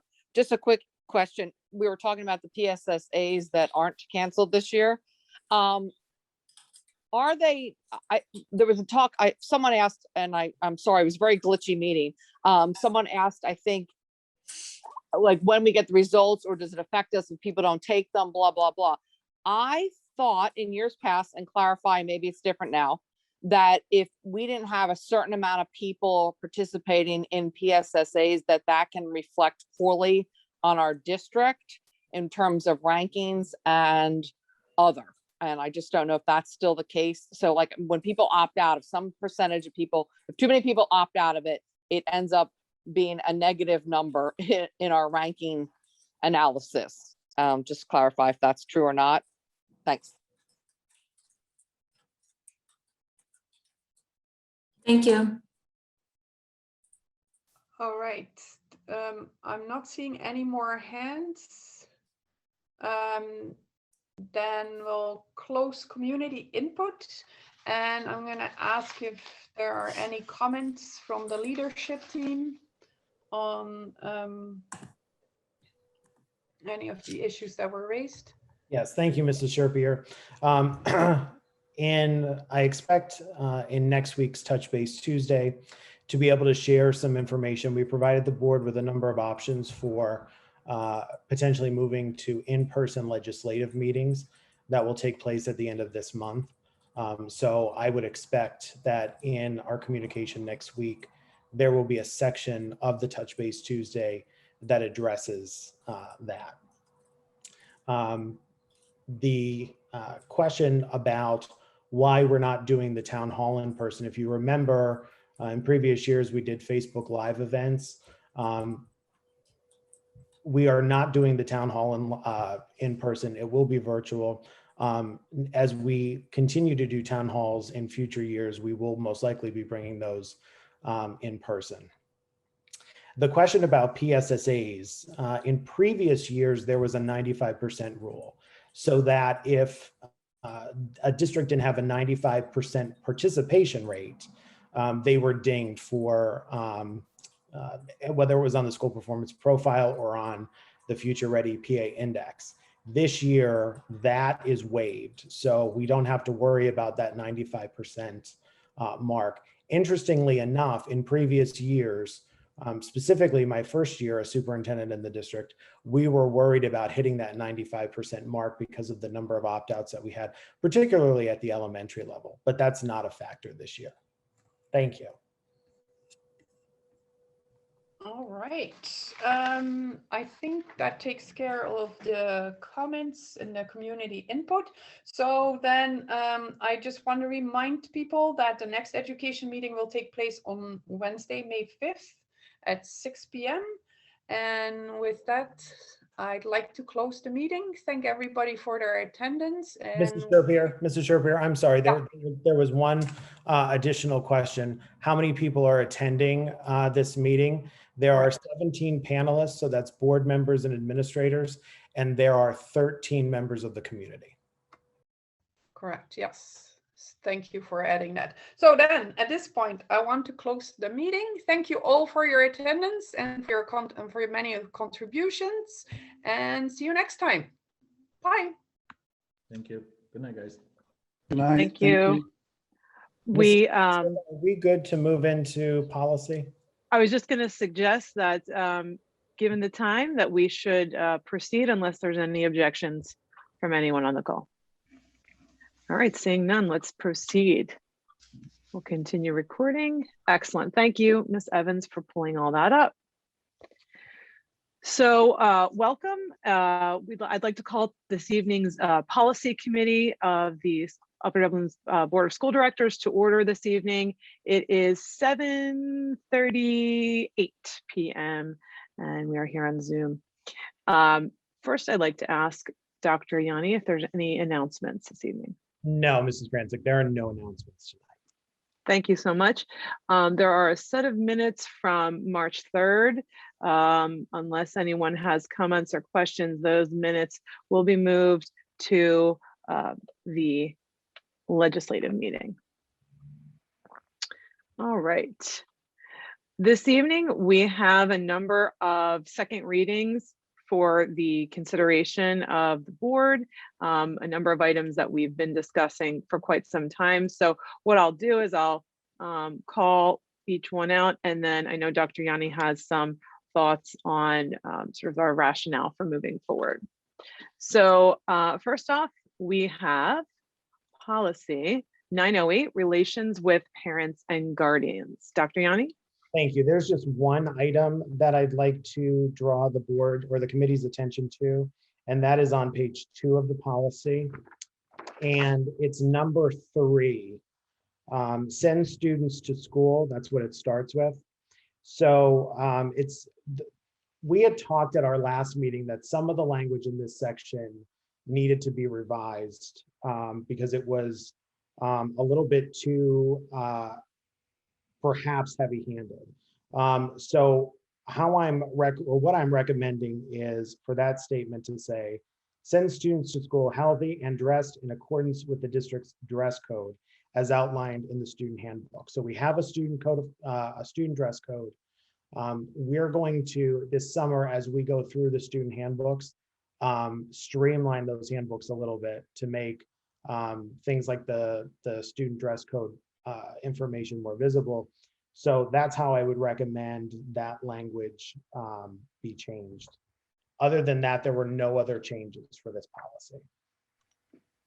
Thank you. Do I have any committee members or board members with any feedback on this policy 908 before we move it to the legislative meeting? All right, not seeing any hands, so it tells me, Dr. Yanni, that everyone is comfortable with the revisions as they stand. So my recommendation is that we move this forward. Committee members, Ms. Iannitti, Mr. Wallach, Mr. Schroeder, are you comfortable with that? Yes. Yes. Agreed. Excellent, thank you. All right, moving on to 909, municipal government relations. Yes, there is nothing to bring the board's attention to. Just once this policy gets approved, our executive leadership team will put together an AR to accompany this policy. Excellent. Any, we spent quite a bit of time talking about this last time. Any other comments or questions from the board members? I would just say, I'm sorry. Sure. The purpose of this policy is really to make sure that we memorialize and have it in writing that we need to have good relationship between the district and the township, our local municipal government. And that's particularly important here because we're one school district, one municipality. So I should have said that at the beginning of the discussion about the policy, but I wanted to just reiterate that for everyone. Right, I certainly think that's been the spirit of the relationship all along, and I like that it's here. And certainly just to put our best foot forward in the effort to make that happen. All right, any comments or questions then? Mark. Can I just reiterate, I just want to just strenuously agree with how important this one in particular is in terms of all the 4 relationship policies. And that, I think we're already doing it, but I think it's fantastic that we're codifying it here or strengthening an existing policy here about this, that we will maintain relationships both at the administrative level and at the board level. And I hope that spirit is carried out in both directions and that it is long lasting and successful. Thank you.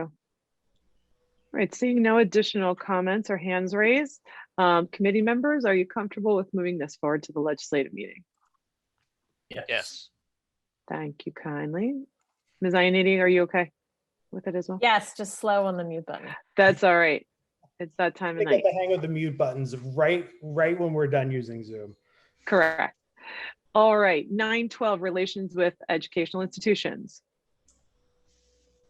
At the last meeting in the, when we talked about the authorities section, I wanted to bring to the board's attention the phrase maximum educational benefit. That is the correct terminology. We had educational benefit at one point, then we had maximum benefit. The appropriate phrase is maximum educational benefit. So that is included there. I don't believe there's anything else that I need to bring the committee's attention to. I have just one. I had sent to Steve and Brooke this as a minor comment, but I just want to bring it to everyone's attention. And they changed it at my request. In the very first sentence, it says that lines of communication be provided to institutions that provide programs, training, or services. It now says for our students. It previously just said for students. Yeah, thank you. And I was uncomfortable, a gazillion institutions provide services for students. I didn't want to suggest that we needed to maintain lines of communication with every single one of them. But that, which is why I suggested our there. We really only need to maintain those that are relevant. And that was my solution for it. But I just wanted to make sure that everyone is comfortable with that solution before we just push it forward. Thank you for bringing that up. And I think that does add clarity, Mr. Sirota. Agreed, that's fine. It's fine. Agreed. Any other comments or questions from the board about this item? All right, committee members, are we good to move that ahead to legislative? Yes. Yes. Yes. Thank you. All right, next item up for bid. Second reading of 914 relations with the intermediate unit. I just have a few things to bring to the committee's attention. When we're talking about who reviews the services and who approves the budget, we just made sure that it's very clear in the policy. It's the district that annually reviews the programs that are offered by the MCIU, and ultimately the board approves those through the adoption or approval of the district share of the budget. And then of course we have an MCIU liaison. Dr. Davis serves in that capacity to keep us abreast of what's happening at the MCIU. So other than that, I don't have anything else to bring to the board's or the committee's attention. I really like the language here about utilizing MCIU services as appropriate. I think one thing that the community sometimes gets confused about, and I can understand why, we have a wonderful relationship with the MCIU, use a lot of their services. And I know, Steve, you interface with their director and other superintendents through that often, excuse me. But there are occasions, including when we did this last superintendent search, where we used a different IU because different IUs have different expertise. So I think this gives us the flexibility to really be smart about the investments that we make and flexible and nimble. So I really like sort of acknowledging that special relationship, but also giving flexibility. And I think sorry. The new executive director, Dr. Speaker, she's really going through and looking at all of the services they provide and really asking all the member districts what it is that we need the IU to provide so that they're creating and providing services that will be more apt to take advantage of than, you know, in the past it was here's a menu, pick from the menu. They're now sort of redesigning that around district needs. Yeah, that's excellent. We're happy that she's arrived to support us. Any other comments from board members prior to moving this forward? All right, excellent. Committee members, we good to go for moving to legislative? Yes. Yes. Yep. All right, excellent. Thank you so much. Now we're going to move on to second reading repeal of 518, 432, 532, 440, and 540. And Dr. Yanni, you just want to briefly share why we're doing that? Yes, so they are repeals of policies as we're merging sections of policies together, the 3, 4, 5s. Then once policies are approved, we have to repeal where there's redundancy. Okay, excellent. Any other comments or questions regarding these items going for repeal? Okay, thank you very much. So again, we will move that item to legislative unless there are any objections. Good, friends? Excellent, thank you. All right, our last item of business here for recommendations, we've got our first readings on 3 policies tonight. First up, 204 attendance. So, you know, attendance is oh, I'm sorry. I see Mr. Sorota's hand up. No, go ahead, Steve, and then I'll ask when you're done. Sure. Thank you. Attendance is something that's really big in a school district. And the original policy was very, very brief with all of the meat really in the administrative regulations. So what the committee will see here is that we moved some of the language from the AR to the policy so that we could actually define what some of these things are. For example, excused absences, unlawful tardies, etc. What I'd like to bring the board's attention to, because whenever you see something that seems a little bit odd in policy, it's related to either the original school code or a bill that amended the school code. So I want to bring the board's attention to excused absences. We included all of the reasons or all the categories of excused absences. And in there you see 4-H, FFA, and FHA. So 4-H and Future Farmers of America. That's actually language from code. So if you were reading this and you picked up on that and you wondered why that was there, that's code.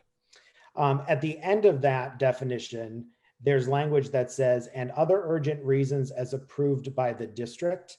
The question came up about RUVNA this year, the health screener. So if families complete that health screener and they're directed not to come to school, is that absence considered excused? And it is, because you were considered ill that day, but it could really be captured under the language of other urgent reasons approved by the district. Other than that, I wanted to open this up for discussion among the committee, because so much of this was living in the AR. And there's quite a bit of this that language, when PSBA puts it in their format, there'll be school code links embedded. Mr. Sirota. Thanks. So, right. All of my comments and questions are around the whole excused absence thing. And so I did look it up and find that bit in school code. My question really is how much freedom, that's not the right word, how much flexibility does Latitude.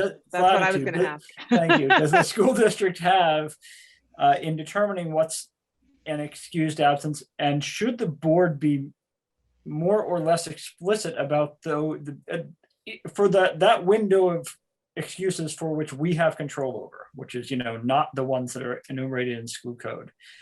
Does the board want to be explicit about those? Do we want to completely delegate that to the administration? Do we want to just stick with what's in school code? And then the related question is for the last sentence, in unlawful absence, reasons for absence of a doubtful nature are subject to administrative review. I was wondering if that should be deliberately vague, or if that process needs to be spelled out more completely. Because that's where any conflict is likely to come up, if it comes up. Sure. So are you okay if I answer your first question? Yeah, I'm okay with the answer, any or all of them. Yeah. All right, great. I'm comfortable with the way this definition is written, because what I think it does, it points to very specific things. There are often, I don't want to say arguments, but there's often some conflict between principals and families about what is excused and what is not excused. I think this gives us some good language, something that we can point to make it a little bit black and white. I'm also comfortable with the unlawful absence language. Reasons for absence of doubtful nature are subject to administrative review. If we want to make that a little bit more specific, who does that review and what that review looks like, I think that's fine as well. But I'm very comfortable with the way excused absence is defined here, and I'm happy to expand upon that last sentence in unlawful absence. To be clear, I'm not necessarily advocating that it should be expanded. I just want to have a discussion about it before landing on an answer. Sure.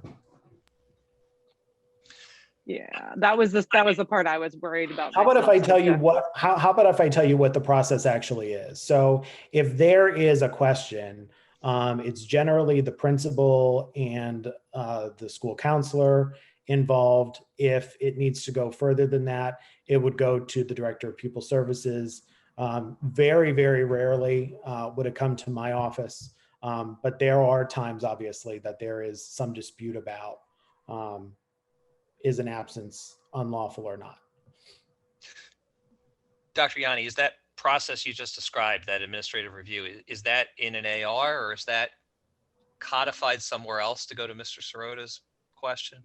I would actually put that that explicit nature, I would put that in the AR so that our principals are, aware. One of the things we've been doing, particularly this year as we're revising policy, is going through policies, making sure that the principals understand everything that's in the policy and then everything that's in the administrative regulation as well.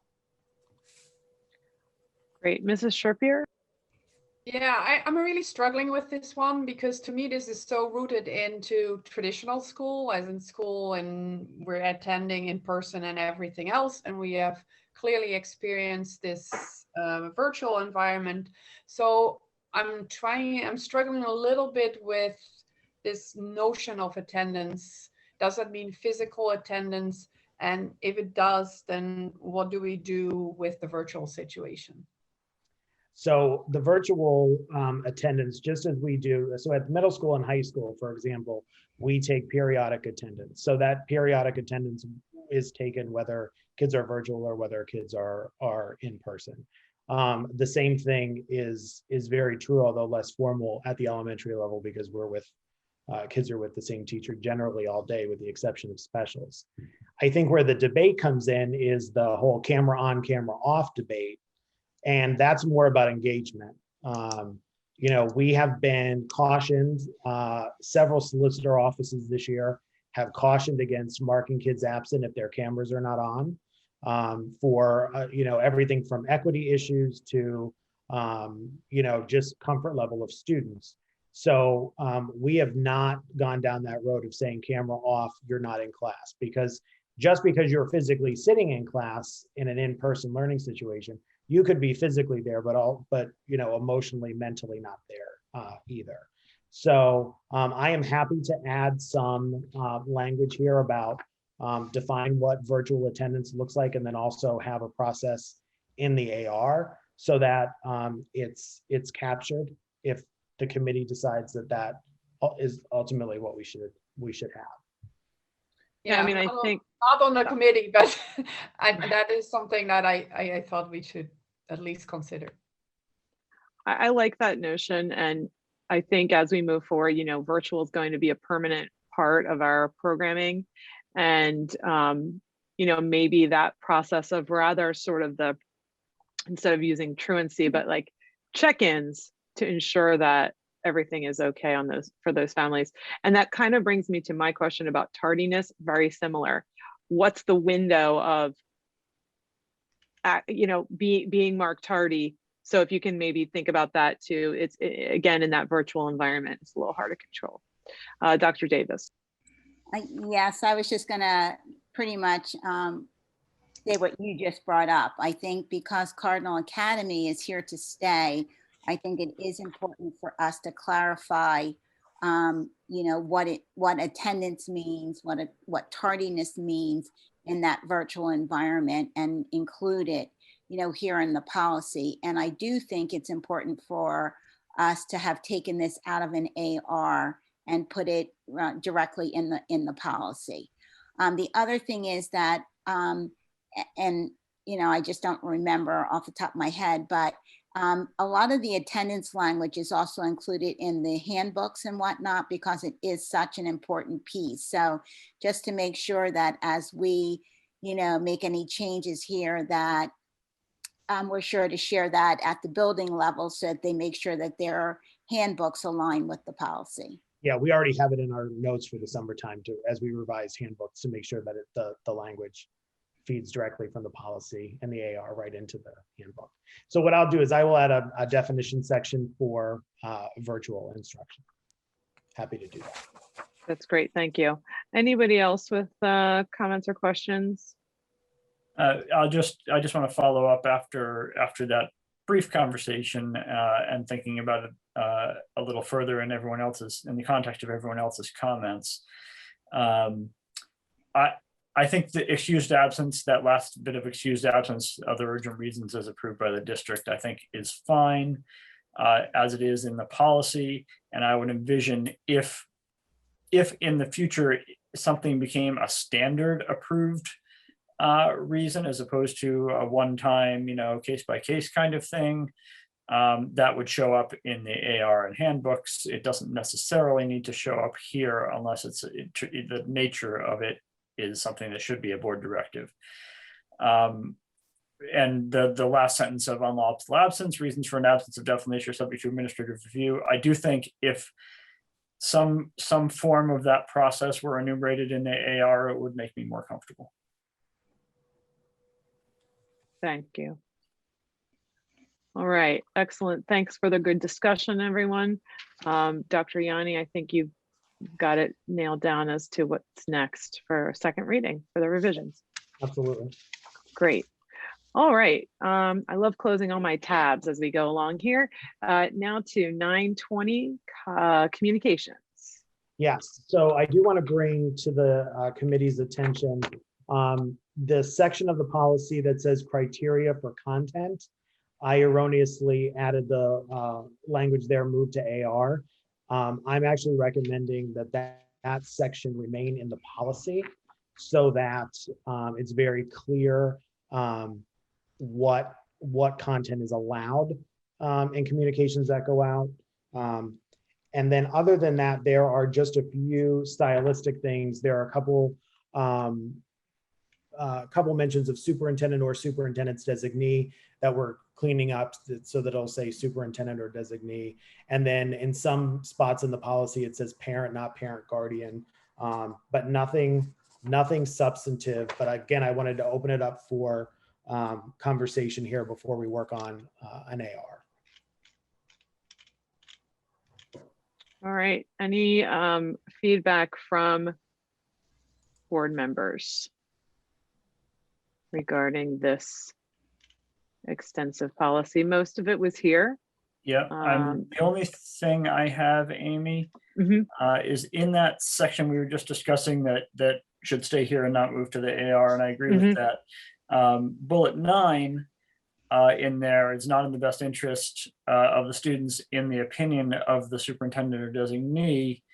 So this is the board prohibiting, the language is awkward. This is the board prohibiting it based on the opinion. It's really a delegation of authority is what we're doing. We're also allowing the superintendent to add other reasons. And so I guess my question, Steve, do you feel like, is this a case-by-case thing, or is this a list kind of thing, or what does that one look like? So I personally, when I looked at our peer districts, most of our peer districts don't have that number 9 in their policy, because I think that as a superintendent, when we're talking about sending out communications or something, I want to be able to look at a list and say it either qualifies to be sent or not, right? I think that the way number 9 is written is way too broad and way too open to interpretation. Yeah, I mean, I guess in kind of reflecting back on the last policy discussion, is this trying to give the superintendent the latitude necessary, like in an emergent sort of situation? Right. And so, I mean, if we keep some language, then I think we need to revise it so it's not, when I read the word in this sentence that gives me pause is opinion. Me too. Right, because, and Mr. Sirota, am I correct that that's what's giving you pause there as well? Yeah, that's exactly, because like, it doesn't belong here. It's sort of it's effectively a delegation of authority to giving you sort of blanket control. I mean, you can't open things up, but you can limit things further than the board is limiting things. And I guess my question is that what we're trying to achieve here? I think it is, but again, I want at least the word opinion out there, because I want to be able to have some sort of language that is a little more grounded in what we would expect to see in a policy. Mr. Wallach or Ms. Ionity, any thoughts on that particular item before? Yeah, I mean, I think I understand why it's there, because there's some scenario we haven't all thought of that we, but at the same time, then, yeah, I don't like that it like that word of opinion. No, it definitely, I don't like that. So I maybe there needs to be a number 9 that gives us some room to not distribute something that we haven't thought about yet. Why don't I rewrite it and bring it back? Something about, and it'll be prettier when I write it, but something like, and for other reasons, consistent with other board policy or administrative regulation, something like that. Because I think, I wince when I see words like opinion and even best interest. Like, to me, like I know, all of us know how we're defining best interest of students, but is everyone going to define it that same way? So let me rework that, and I'll bring that back for second reading. Mr. Wallach, do you have any feedback before Dr. Yanni? Oh, I'm sorry, Mr. Wallach, I didn't mean to jump in. No, you read my mind, essentially. I was going to suggest like tying it to something else that's more grounded in current policy. So I love your suggestion. Excellent. Yeah, I agree. That's a great suggestion because it doesn't infringe on like free speech because it's, Right. you know, it's just tied to other policies. Yeah. But I do think that sort of the catch-all number 9 is a good thing phrased in a different way. Excellent. All right, excellent. Thanks for that discussion, colleagues. I have one more for your viewing pleasure here. 921 alcohol possession You're getting and slap happy use. this evening. So 921 is possession and use of alcohol for the general public. The way, believe it or not, the way the phrase "under the influence" is defined, or the way I defined it here, is what PDE has used in their communications. There's no school code definition. There's no I erred on the side of caution and used language that PDE uses. Under the influence shall mean being noticeably unable to ambulate, converse, comprehend, or perform motor tasks as a result of consumption of alcohol. It's there. I'm open to changing that definition, but I wanted it there as a starting point. Thoughts, board members? There has to be a definition, because later on it says, you know, you can't be under the influence of alcohol, and then there's consequences for that. And without some definition, it's kind of empty.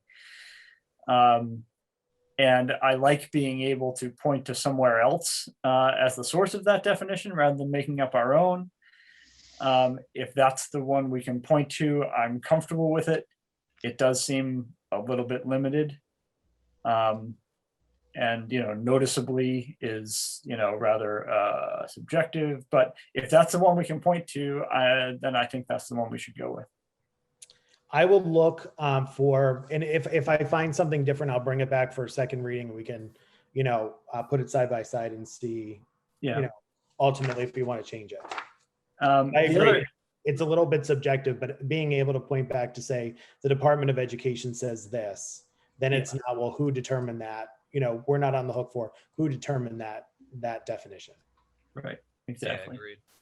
Yeah, agreed. The other question, I didn't have that question until you pointed it out, but the question I do have is, this is very specific about alcohol, whereas other things about in elsewhere in law about being under the influence is not just about alcohol, it's about under the influence of other potential substances as well.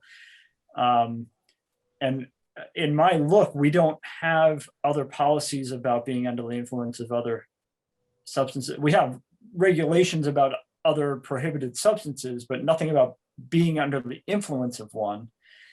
Do we need them? Well, one of the things that we can do, yes. And so in the policy update network that I can log in and see the policies over the summer or in the early fall, PSBA is going to be putting out multiple policies like this for all, you know, thinking about it. If you think about how we did the public relations policies, where we had one master policy, and then it was, you know, we cast the net wide enough to capture multiple ideas. We could say possession and use of, and then fill in the blank. I don't think we have to limit this just to alcohol. If you wanted to, if ultimately we want to make this broader in scope. Yeah, and we can revise it later if we want to make it broader in scope later. I think getting it right for alcohol as a starting point is a good starting point. I agree. It's just, you know, I feel like it opens up, it begs the question about the other things as well. It sure does. It sure does. And I don't disagree, but I think the stepping off point I would assume for this was the fact that alcohol is legal in many situations where other things are illegal, and so therefore I'm sure that the genesis of a policy like that drove from that. I'm not saying I disagree with what you guys just said, that we should consider that, but I think that, to me, that emphasizes the importance of this particular policy. That's a good point. I hadn't thought of that, Jeff. And I think that's why Mr. Wallach, PSBA, is taking a little bit of time to look into. And, you know, when I looked at other districts, I think it was Upper St. Clair that has multiple policies. I have to go back and look, but most of our peer districts just have this policy. Yeah, I struggle a little bit with the subjectivity of this. Noticeably to me is a very vague term. So if there's any way to make that maybe more objective, I would think that makes it clearer. And I don't know if that involves a test or not, of some. Well, I think, you know, one of the things that, you know, practically, let's say we're at a football game, if we have the suspicion that someone is under the influence, the first thing is we ask them to leave the property safely with an escort. Ultimately, we could call the Upper Dublin Township Police Department. We don't have the ability, you know, to test or require a test. But I agree, you know, using a word like noticeably, what might be noticeably to one person is not necessarily noticeably to everyone. So I can work on making that less subjective. And another question I had, how does this apply to events like a prom or something like that? It applies at district-sponsored activities, right up in purpose, which actually probably doesn't belong in purpose. It probably belongs in guidelines. But I think that it is intended to capture a prom. Yeah. Okay. No, I just want to make sure, because that's clearly a place where what it doesn't capture is, for instance, PTO, they're having a committee meeting and they meet at a restaurant and they have drinks. That's not a district sponsored event, but anything that's district sponsored would be. The question came up, what about Monte Carlo night? What are those things? We're affiliated with that. We're not sponsoring those. They're not an armed district.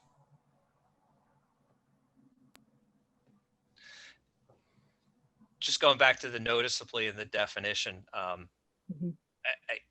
I agree, and I had kind of the same reaction to the subjectivity of it. However, going back to where we started this conversation, I think that coming up with a precise definition there is going to be near impossible. I don't think we would want to get to something as precise as what the police or the legal authorities might use for a determination for other purposes like DUI and things like that.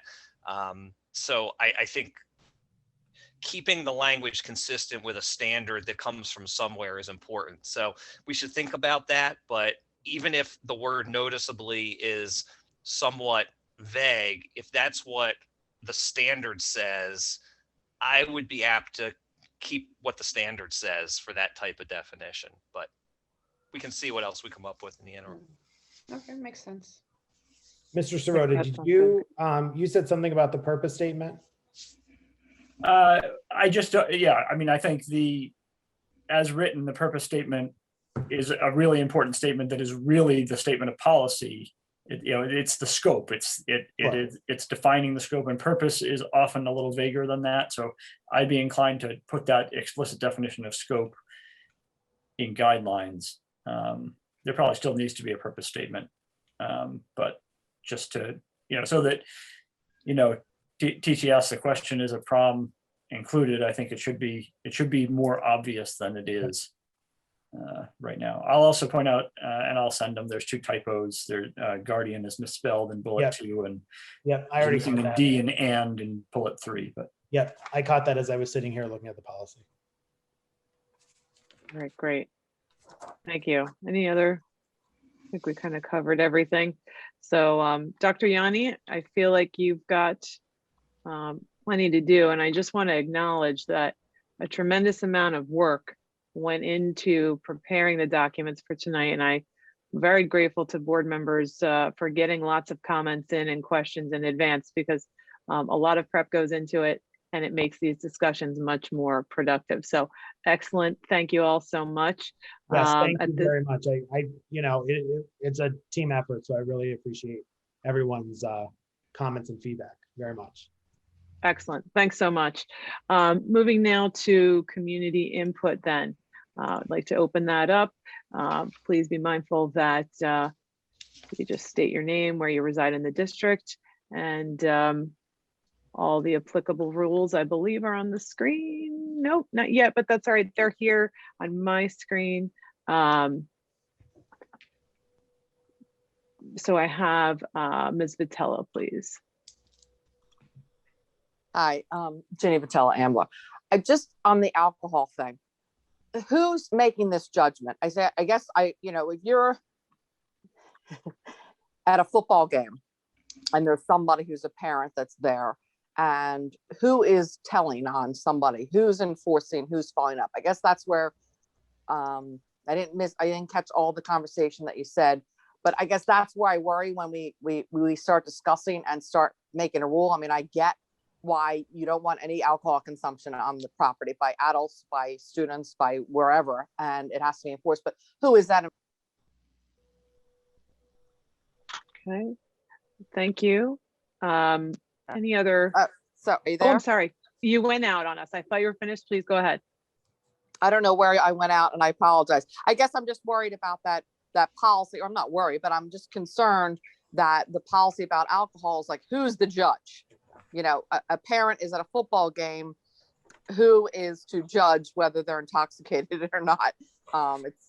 And who enforces it? That's all. I guess I think maybe we're getting too specific about it, and I don't know. You know, does another parent turn on another parent? Is Dr. Yanni walking around the football game and smelling everybody's breath? I mean, like that's why this policy has me I kind of thinking about it. That's all. Thanks.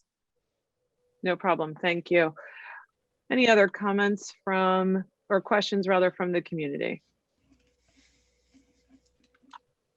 All right, seeing none, I'll close this evening's community input. And Dr. Yanni, any feedback? Typically, that type of work is delegated to our security guards that we have. So, you know, there have been situations where a security guard actually sees someone who they believe might be intoxicated, or they receive notification that someone might be intoxicated. Typically, though, that is security, and then we typically have an administrator or some level of staff at events, and then they work collaboratively together. Okay, So thank we you. don't need extra duty pay for you to go to all the football games and smell people. I thought that was an interesting solution. I will not be smelling anyone's breath. Okay, thank you for that feedback. Any comments or final thoughts from board members before we wrap up? I just, to continue that thought, I mean, I think it's a good question. You know, is the enforcement of this policy, is not enumerated in policy as written, and I don't necessarily think it should be, but maybe it should be in AR.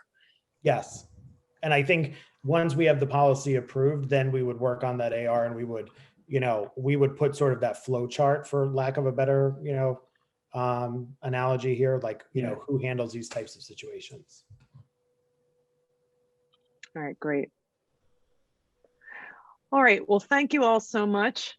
Really productive evening.